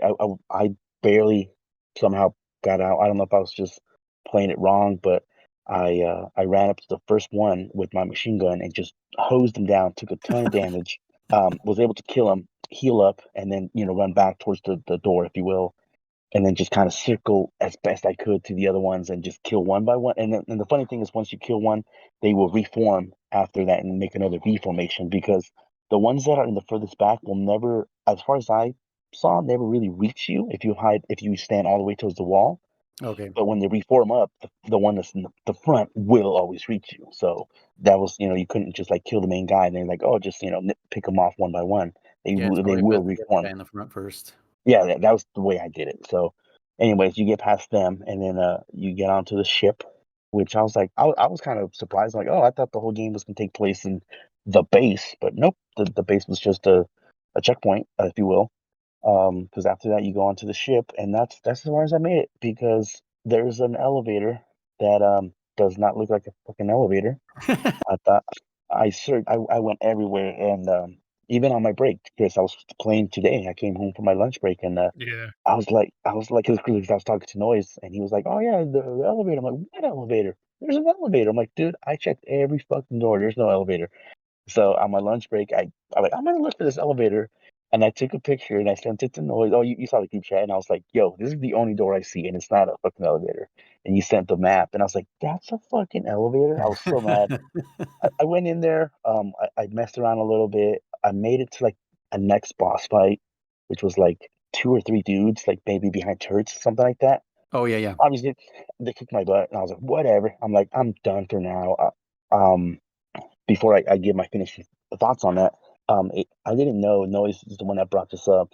I literally asked the question. I said, "Is there no fucking rations in this game?" Like, and then Oh Noise was yeah. like, "Oh, you got to punch him to death, because that's the only way you get rations and or ammo." Yep. And I thought that was I get, because I was gonna mention in the podcast that I was like, why would you pick your fist over the knife? Might kills in one shot. Like that's the silliest option ever. Well, that's why. Because if Yep. you It's pick a the knife, trade-off. you'll never get items. Um, which is again kind of cool. Just kind of wish I knew about it. A Same. codec call would have been nice. A codec call would have been like, Snake, if you punch him, you can get their gear. Oh, thanks. Yeah. Yeah. Um, Or even that's as even far as some I made sort of it. context, even some sort of like context clue. Like first screen tells you, "Oh, punch this guy," and then you punch him, you get an item. And then two screens later, it tells you, "Oh, you also have a knife you can use," and you stab him, Yeah, and you don't get yeah. an item. Like then you can decide, oh, if I punch them, I have a chance of getting an item. If I stab them, I don't. So sort of context really Yeah, like that. and who knows? Maybe it's written in the manual. Unfortunately, when you're playing digital games, the manuals are gone. Even though you can look up the manual on the HD collection here or the Master Collection. Yeah. But I mean, if it was in the manual, then by all means, forgiven, I guess. Unless you were renting this game back in the day with no manual, then you're still screwed because back then there was no damn internet. But like I Yeah, you said, had to overall, you go had to ahead. extrapolate as much as you could out of that Yeah, manual and use your imagination and and hopefully I then hope understood this manual.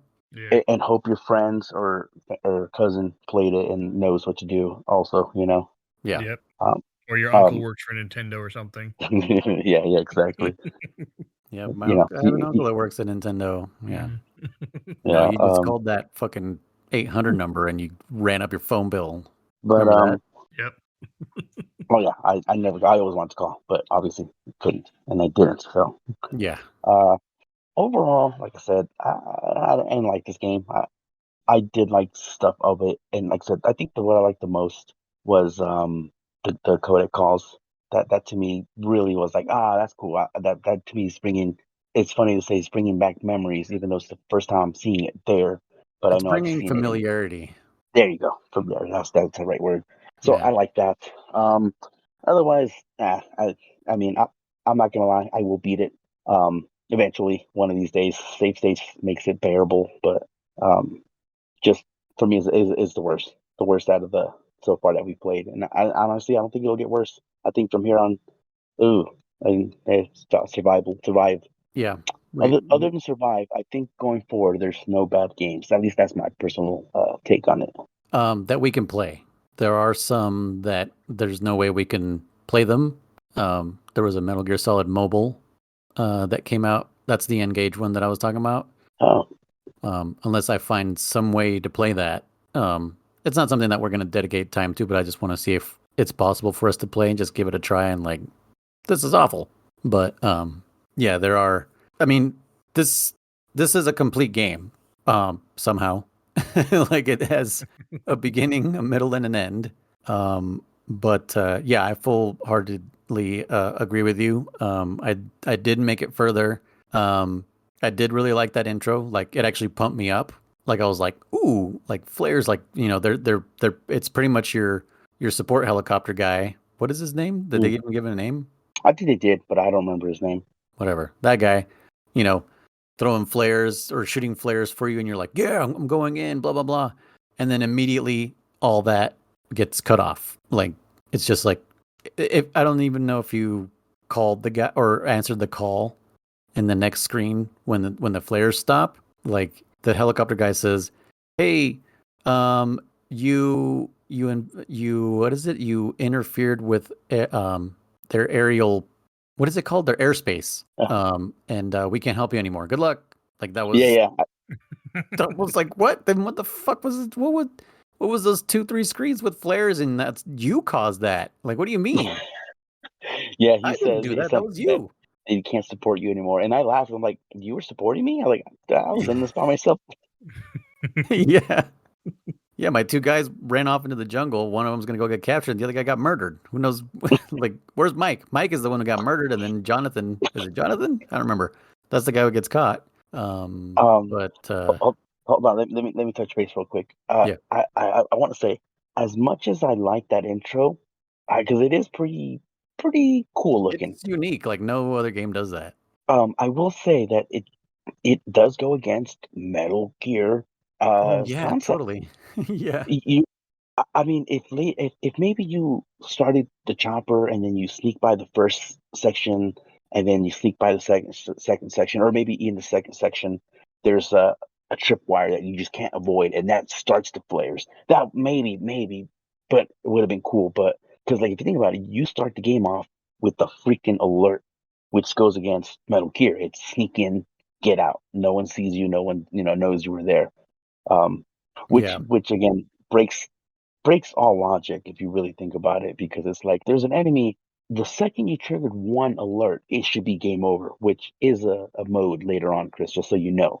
Um, because if you really think about it, if you're on a secret mission and you alerted anybody, even if you got away, they know you're fucking there. Yeah, they'll change all Mission's their over. plans. Yeah, mission is over. They know you're there. They're gonna move Metal Gear. They're gonna tighten security, whatever. Any realistic military base or operation would instantly not stop until they found your ass. Versus these games like you set an alert, kill 3 guards, and then that's it. Everyone go back to normal. Yeah. Yeah. Um, but, You but you yeah, made me think though. You made me think maybe we weren't the ones setting off the flares. Maybe the enemies were setting off the flares because they were looking for you. Because obviously there was a helicopter. They set off flares, and then by the third or fourth screen, you cleared those flares, and now they're looking for you. that's what I thought. That's what I thought. I thought it was them setting off the flares. I always kind of just thought it was there's a chopper.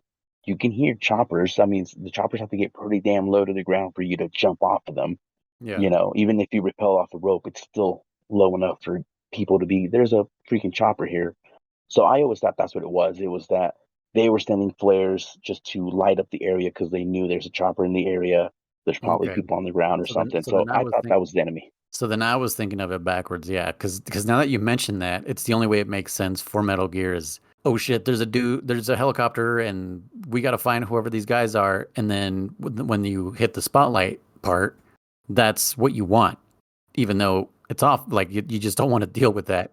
That's what you want. You want to be in the dark, avoiding spotlights, and this is the first game that uses spotlights in the series because obviously those are going to be a thing later on, especially in like a 3D space type of Metal Gear. If you think about it, it has to be. But there was 2 hostages in the jungle. I managed to find them, and I accidentally hid in the bush. I didn't know how or why it worked Oh, nice. until later. And by later, I mean 45 minutes later. I think that's about how long it took me to get out of that jungle to finally hit the perfect spot to hide behind that bush and trigger that cutscene. And then I got into the building, died somewhere in there, realized I hadn't saved state, and started all the way back from the beginning. And again, struggled to figure out how the hell did I trigger hiding behind the bush. Like, it was not great. Not great. Yeah. I don't know. I'm not gonna lie to you. I don't know if I played this one without any save states. I personally want to say if I did, I maybe did 10 minutes with no save states and then just went straight into save states because I was like, I don't care. This is like you said, Yeah. the I just forgot. black sheep, red-headed bastard game that I didn't want to play. Yeah, no, I just forgot. I was like, oh my God, I didn't save state. And I was like, dude, where is it gonna start me? And I was hoping at the beginning of the building, but no, it started me outside again. And I was like, oh my God. But yeah, I immediately started noticing differences.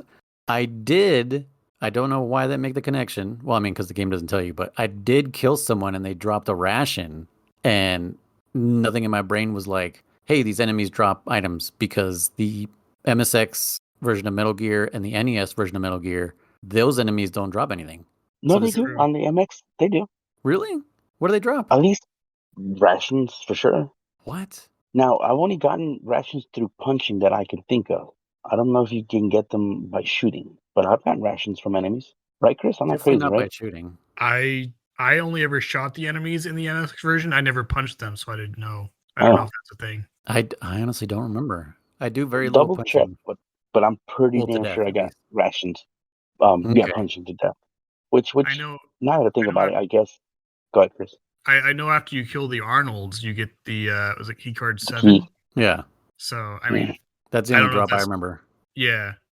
No, Oh you no, do and definitely then do get stuff. the one guy with the hostages, Jennifer's brother, he dropped something too. Key card 8, I think, or 9. I don't know anymore. Yeah, key card 8, yeah. Yeah. You know what? I guess there was complete context clues, which was they drop shit in the other games if you punch them. But again, I was like, why would you Oh, not use a knife? And I was like, but again, unless I'm going crazy, you can punch them, and it's random though. It's not guaranteed. It's just right. random when they'll drop something. So, Yeah, it's a rare drop. which again doesn't matter because oftentimes you can just reload on in any room that has the item you want, anyways. So why would you go around trying to farm for a Yeah. ration, a 1 out of 10 when you can just find the room that has rations and just walk in and out 6 times, 7 times. But like you said, in this one, um, I think so the jungle, I had to go all the way back into the jungle just to farm enough rations to take the hits from the football bosses Oh, I because didn't that's do what that. the I should guide have done was that. saying. Yeah, the guide was like, you got to tank some of these, man. Like you're not gonna make it unscathed. And luckily, shout out to my homeboy Ridley Badass Gaming.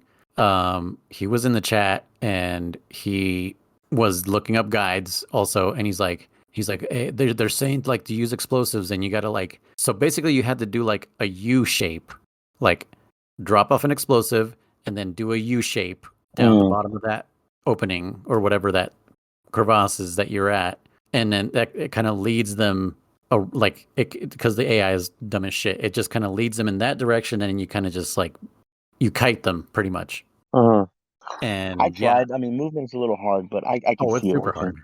Yeah. So I think I took like when I finally beat them, I think I took like 2 hits or something like that. And the clip that I published says first try, but that was not first try.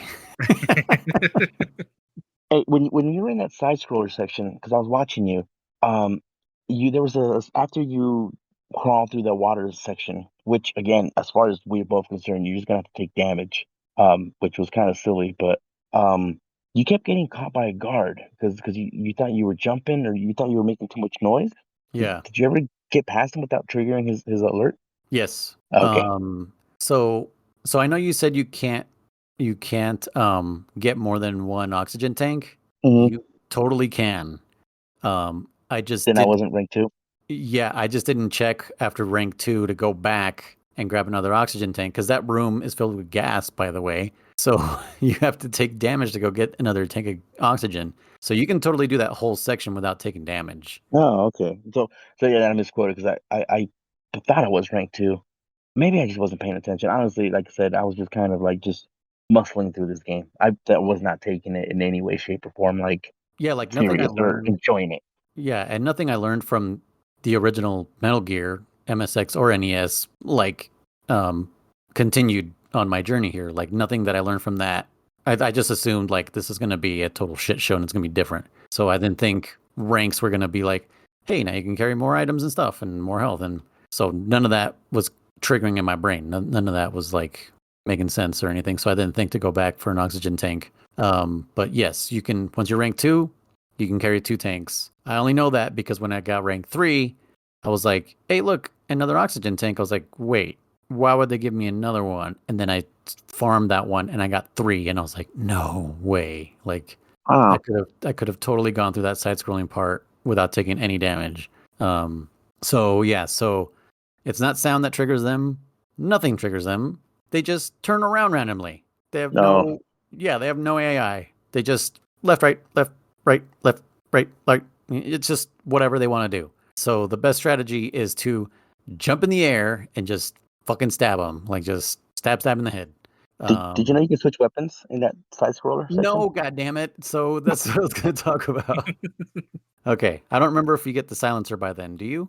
Not that I had. So Okay, there was a silencer. I don't remember if I got it by then. I had no idea you could switch weapons. I knew that pressing the weapon or the menu item, it would kind of pause it, and no part of my brain said, "Hey, move the D-pad left and right." I discovered that after I'd given up, after I had watched the speed run, and then I was just like, I'm gonna boot this up and figure out why this guy can change items, and I just wanted to punch myself in the face. But that side-scrolling part, it feels like kung fu to me. Did you ever play the game Kung Fu? yeah, yeah, The yeah. way everyone moves, it's so stiff, The way you kind of and float in the air when you jump. yeah, you float in the air when you jump. When you kill them, they just fall off the screen the same way they do in Kung Fu. So yeah, so that Jesus, that part of the game, I don't know how much more time that was. That was probably another 45 minutes trying to get through that side-scrolling part, even with save states, because I wanted to get through with enough health to take on the football guys. But by the end of it, I figured out like the best strategy to get past the guy after the oxygen tank part is basically crawl on the ground. They cannot see you. But like if you're just prone on the ground, their vision is just straight ahead of them. So you can just crawl up to them and stab them in the leg and they'll die. I was going to mention that another staple for the series is crawling, introduced in this game. Oh yeah, yeah, crawling. Only for side scroller, but yeah, Yes, still. yeah. So yeah, then I got the footballers, and then after that, it's over to the tanker. Got on the tanker. Immediately found the elevator. By the way, German. That's funny. I was like, hey, It, where did it this take looks me? Takes me downstairs. it looks like stripes. I thought it was just like freaking like a caution tape or something. I don't know. I don't know. I just was like, this looks like a door to me. So that's why when I saw that text, I was like, this, like, what? What do you Not dude. mean? There's an elevator. But you know, Uh, it's 8-bit games are really, dude. It's hard to see things in those games. Sometimes you just, what am I even looking at? You know. I found the flare gun ammo first, and then found the flare gun later. I don't remember where, but I definitely went into every single door. My man Ridley on chat, like helping me out. Fought those guys behind those sandbags who were throwing Okay. grenades. You can just do the same, not the same strat, but you can just use explosives again. Just set it in front of them. Just keep moving, like don't stop. And then after that, I guess that tanker has multiple Metal Gears from the first game that didn't show up because there's no Metal Gear in the first NES game. But it's the same 8-bit artwork from the MSX version. It's that Metal that's Gear, cool. the TX, whatever it's called. Yeah, so there's like 6 of them or something downstairs, and your job is to blow up that area, which I guess it's called the ammo dump down at the bottom.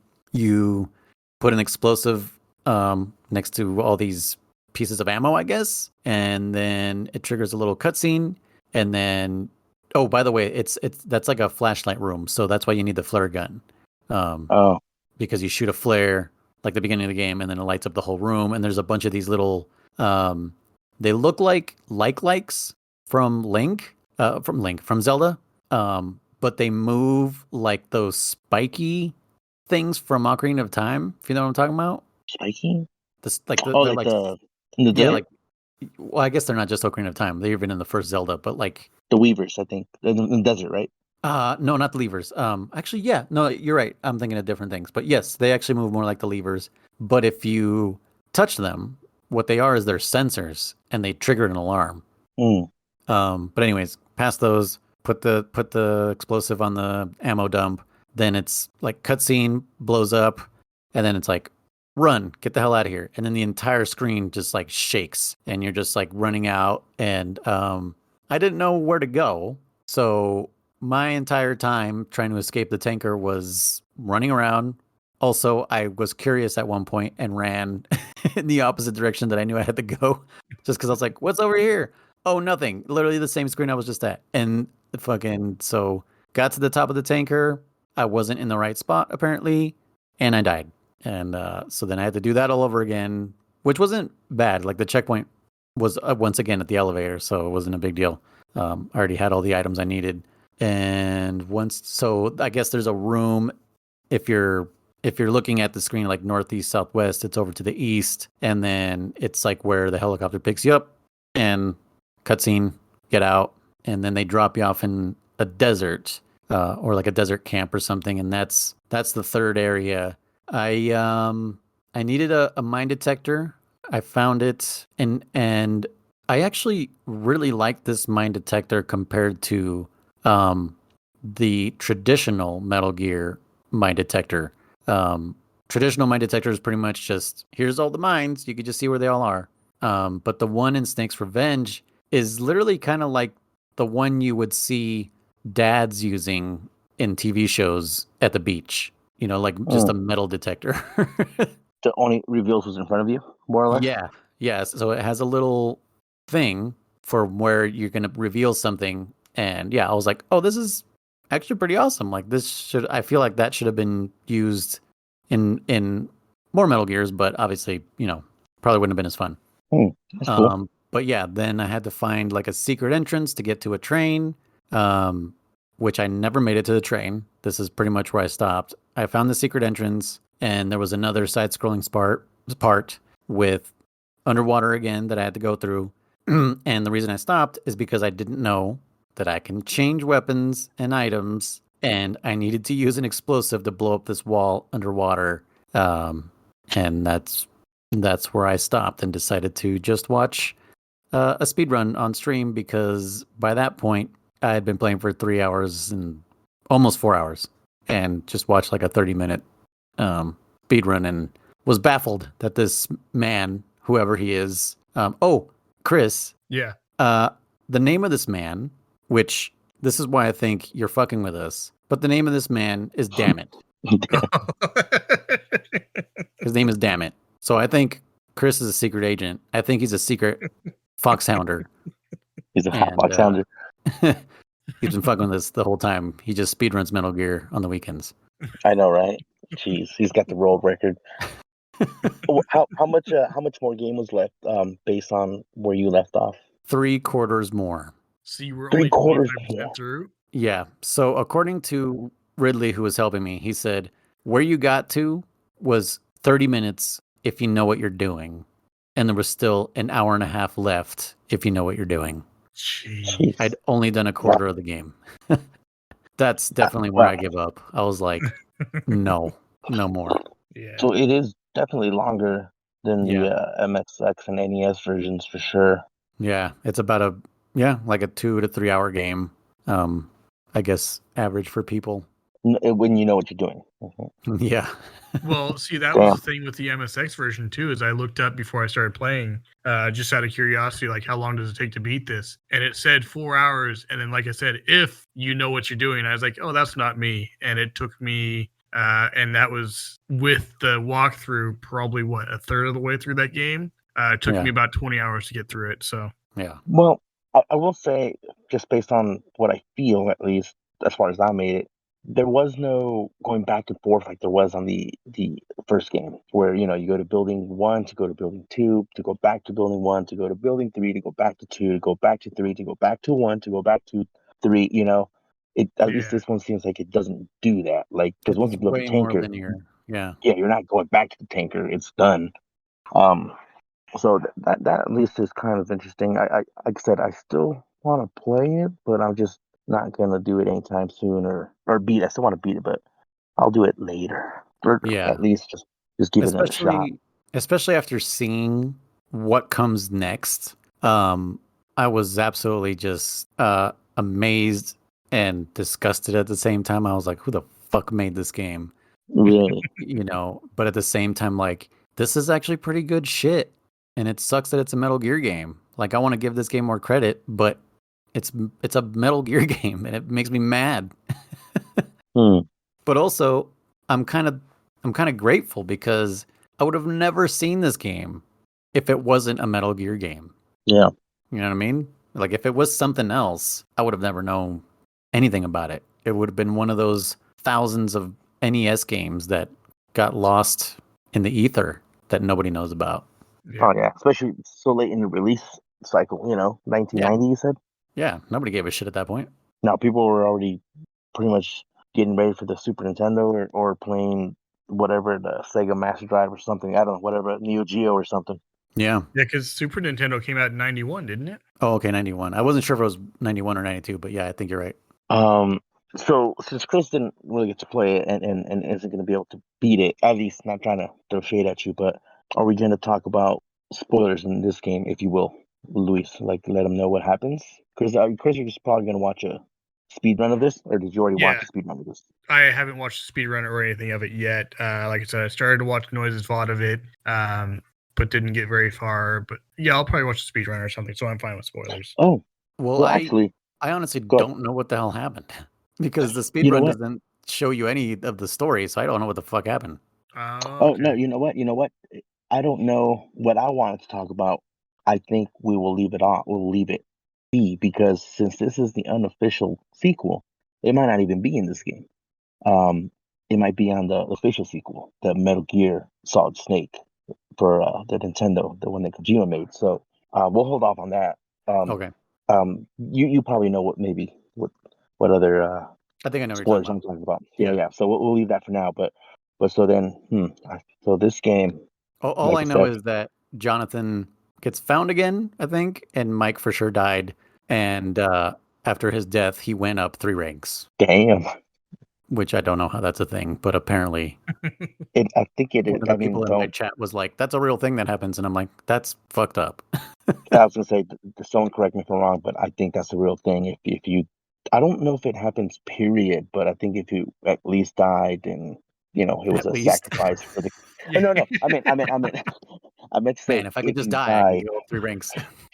if you died and your death was somehow Honorable, yeah, beneficial, yeah, to the mission or something, you do get promoted. And again, that's kind of it's hard. I mean, you're like you think about it like that's fucked up, but also it's like, I guess that's the least army could do for you. You died, and they're like, well, yeah. okay, For you're for you and your family, I guess, to yeah, make them feel better that you did something that wasn't completely pointless. So yeah.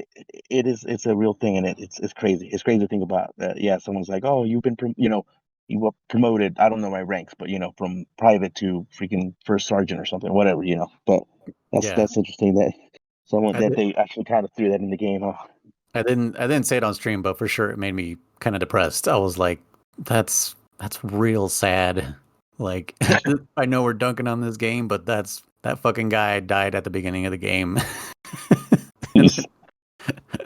Well, And I yeah, mean that's tying in with the theme of the game. Soldiers being used yeah, and that does kind of just yeah, that's true. Soldiers serving their purpose. you know. But yeah. Anything else you want to add on this one, Noise? I'm trying to No, think if there's anything else that I kind of want to bring up, but I said no. If my if things. anything, it just brought back that tension in my shoulders. Talking about that game, like I was I had high blood pressure for sure. By the time I was done, and watching the speed run didn't help either because I was like, no way, dude. Like this, I don't know how anyone could do this. And just knowing in my brain, like before I die, I'm gonna beat this game, and I'm gonna have to go through all that without knowing what I'm doing. Kind of stressed me out. So no, I mean, I have nothing left. The only thing I'm going to say is just going to remind listeners that you can play along with us. I know we already played through the first 3 Metal Gear games, but the next one's going to be Metal Gear 2: Solid Snake, the official sequel to to Metal Gear on MSX, made by Kojima, influenced by Snake's Revenge to be created, and they were both released the same year, crazily enough. So that means that he heard Snake's Revenge was in development and then managed to create what seems to be a masterpiece, is what a lot of people say about Solid Snake. So I'm actually pretty stoked because I've never made it very far. Like the beginning's pretty hard. And there's a lot of new mechanics that are very welcome, but it's just hard to kind of To execute them. yeah, like to wrap your brain around that kind of stuff in 2-dimensional space instead of 3-dimensional space like I'm used to. That's where I'm struggling.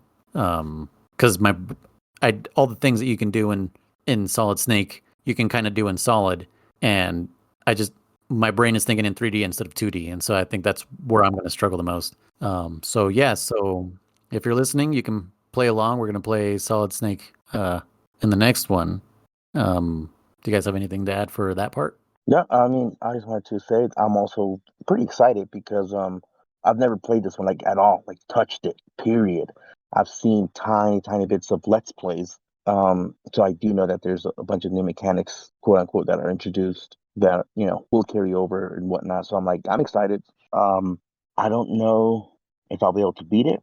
I'm excited. Like I said, like you said, anyone out there who wants to play along with us and either quote unquote suffer with us or just kind of get to enjoy with us because I Yeah. think going forward, like I said earlier, I think it's all pretty good games. I think Yeah. we ate our vegetables, like you said. We just plowed through the broccoli and cauliflower, and now we're moving on to, I don't know, what would this be, like mashed potatoes, I guess. Yeah. Something good. Yeah. So yeah, according to the internet, this is a good game, a great game. So it should be pretty dope from here on, thankfully, because Jesus, I'm really glad to have gotten over Snake's Revenge. That was I was pretty miserable.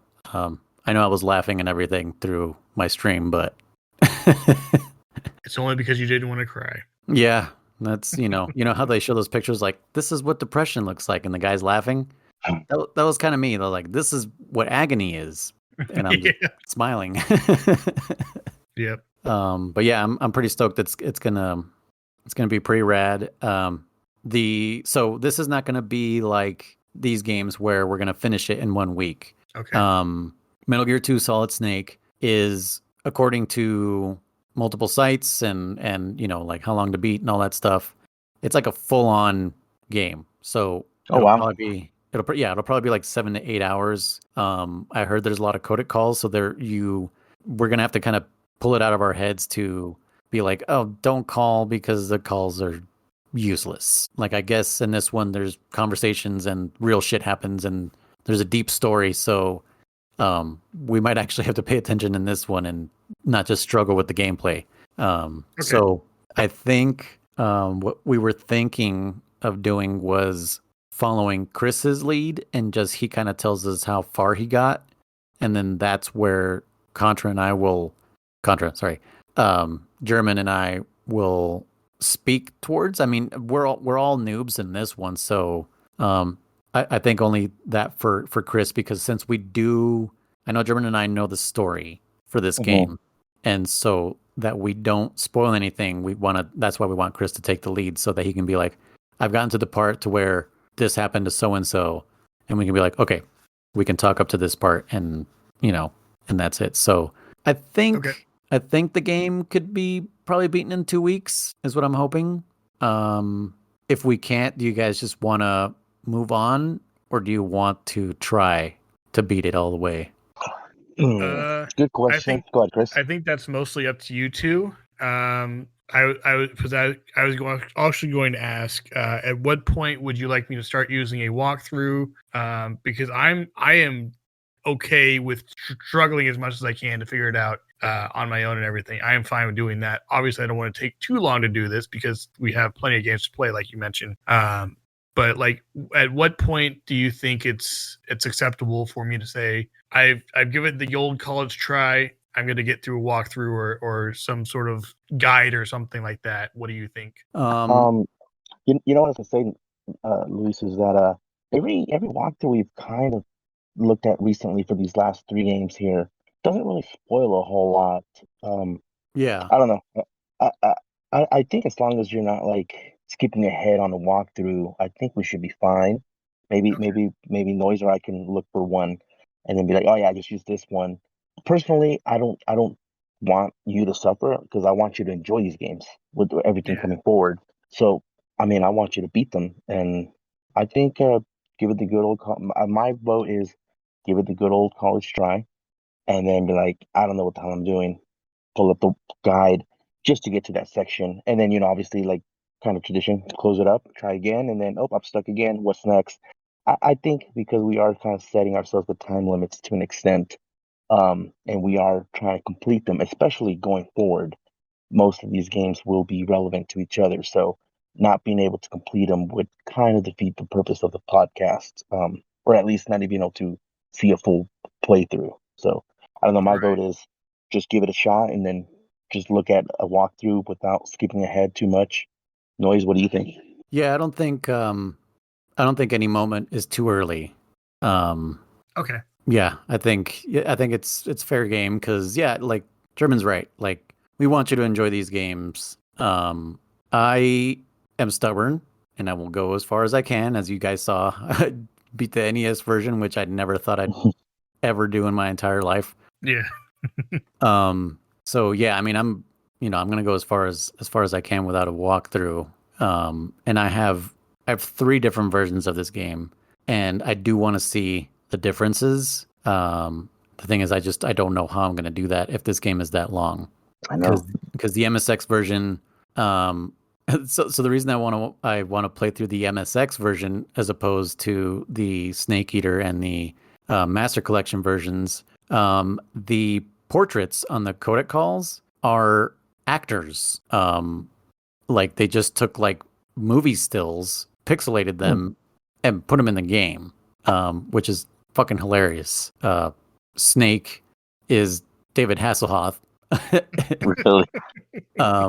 Other characters or other actors, I won't mention who they are, but yeah, it's just kind of like, okay, so first you're Michael Biehn from Terminator, and now you're the Hoff. Like, okay, so that's why I kind of want to play through that one, but I think I might just do that one on my own time, when we're playing through what will be the easy games for us, for German and I, because I know we've decimated those other games a million times, so those ones thankfully won't take up too much of our time. I think mostly we're just going to be guiding Chris through them if he needs help. I think in those games you won't need a walkthrough, to be honest. No. Once you get to Metal Gear Solid, the game definitely goes out of its way to help you with codec calls and stuff. Like it's very friendly that way, and not immersion breaking. Somehow it makes it more immersive, if that makes sense, German. Mm-hmm. The way the codec calls explain things to you, it's you'll see, Chris. But yeah, I think that's the best way to go about it. I think grab a walkthrough for Metal Gear 2 and just enjoy it. Just play it for the story. Maybe not so much the gameplay, because it's not worth struggling with the gameplay. Like I said, I've been trying actually for a couple weeks now, and I'm not getting too far. I'm also playing on normal. I might just play on easy because it's like it's kicking my ass, and I want to get further. But yeah, I think that's the plan. What do you think, Chris? I'm good with that. That sounds good to me. Okay. Yeah. So I'll play it on, give it the old college try, and then I'll get as far as I can. And if I get stuck at any point, I'll use a walkthrough, whatever. And yeah. Okay. Any theories as far as story goes? Since you know what happens in the first one. You helped a foxhounder out. Yeah. You defeated a Metal Gear, and you supposedly defeated Big Boss. Because that ending was come back. Yeah. Yeah.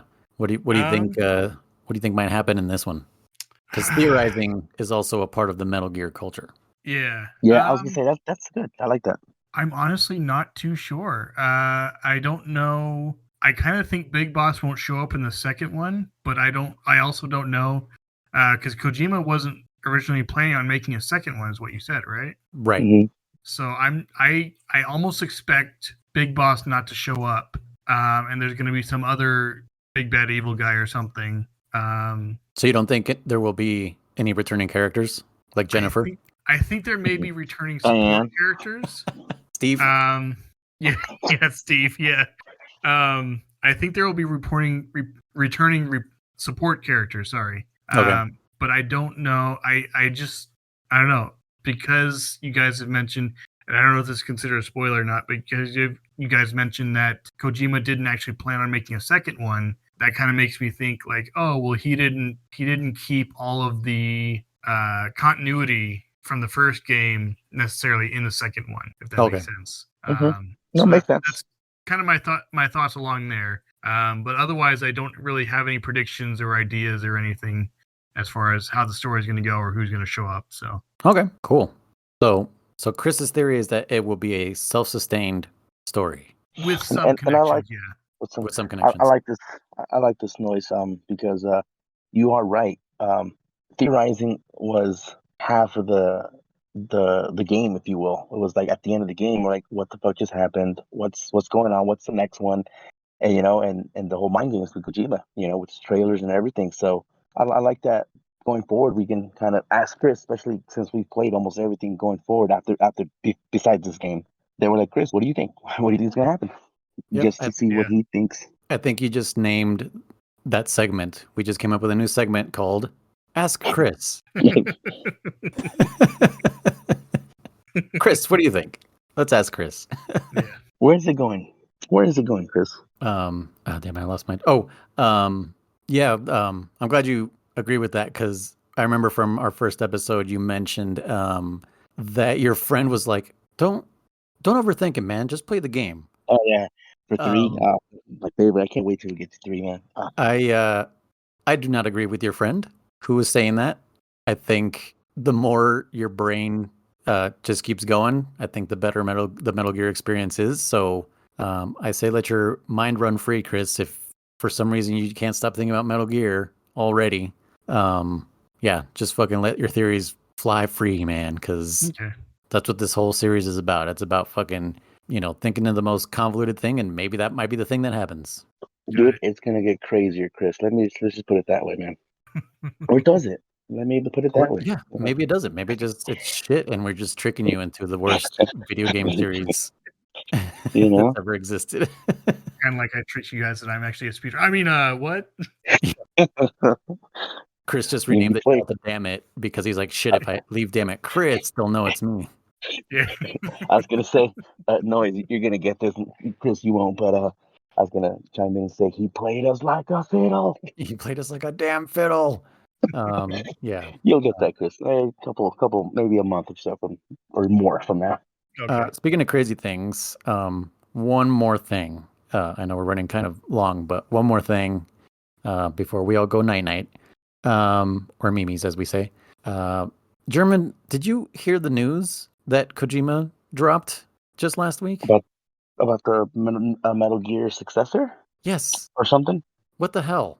I heard about it, but I didn't really read it because I thought it was probably a fake article, or an exaggerated article, so I don't know. So he is, he's working on something with Sony, specifically because he's doing his, what is he doing? He's doing OD with Xbox, which is going to be a scary game.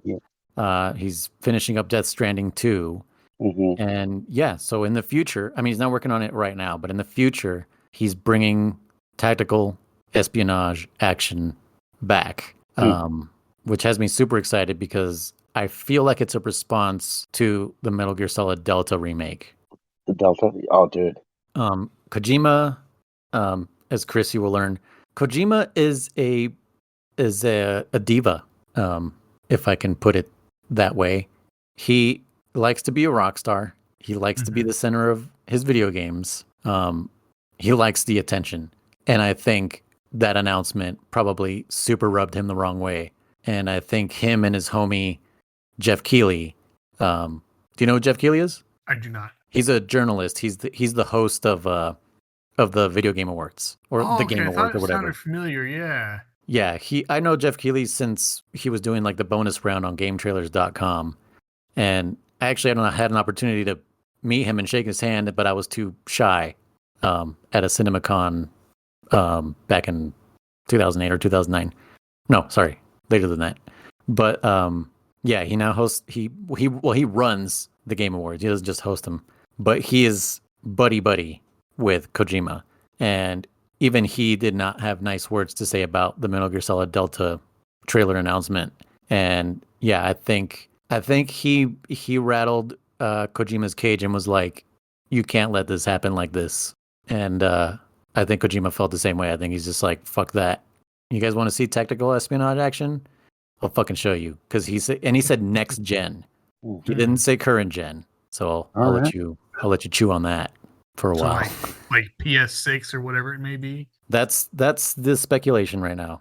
Is PS6 a generation? RTX 50 series.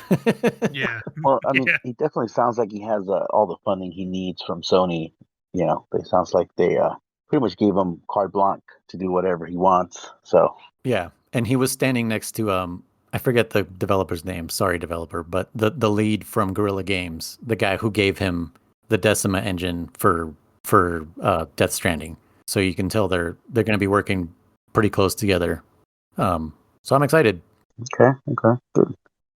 Just wanted to throw that your way because I know that did not slip your radar. No, like I said, I didn't read the article, but I'll read it now and just so I can get some more info on it, some more details. Yeah, I didn't really all I know is what other people are saying. I want to read it as well, but yeah, that's pretty crazy. That's coming.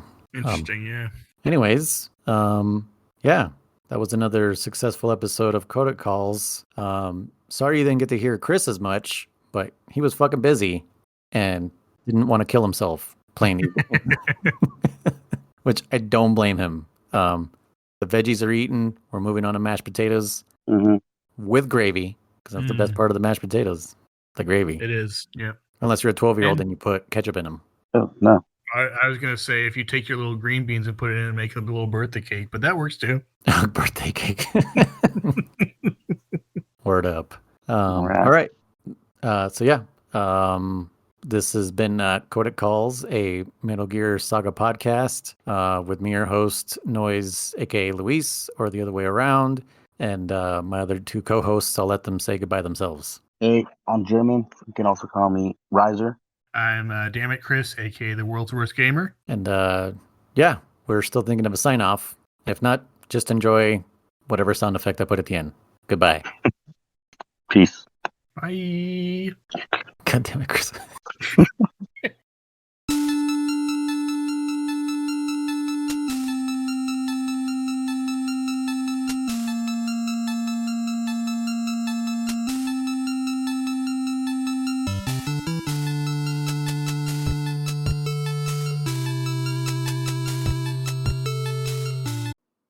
Yes, sir. The entire episode is out now. Those three are still playing. More content? Yes, sir. Pixel-benders.com is the best place to find it. Yes, you can click the link in the description below. Yes, you can send your questions to info@pixel-benders.com. No, sir. It doesn't cost a thing to give the show a 5-star rating. That's right. Nobody knows you are the one that will keep this podcast alive. Yes. Thank you. Goodbye, Mr. Listener.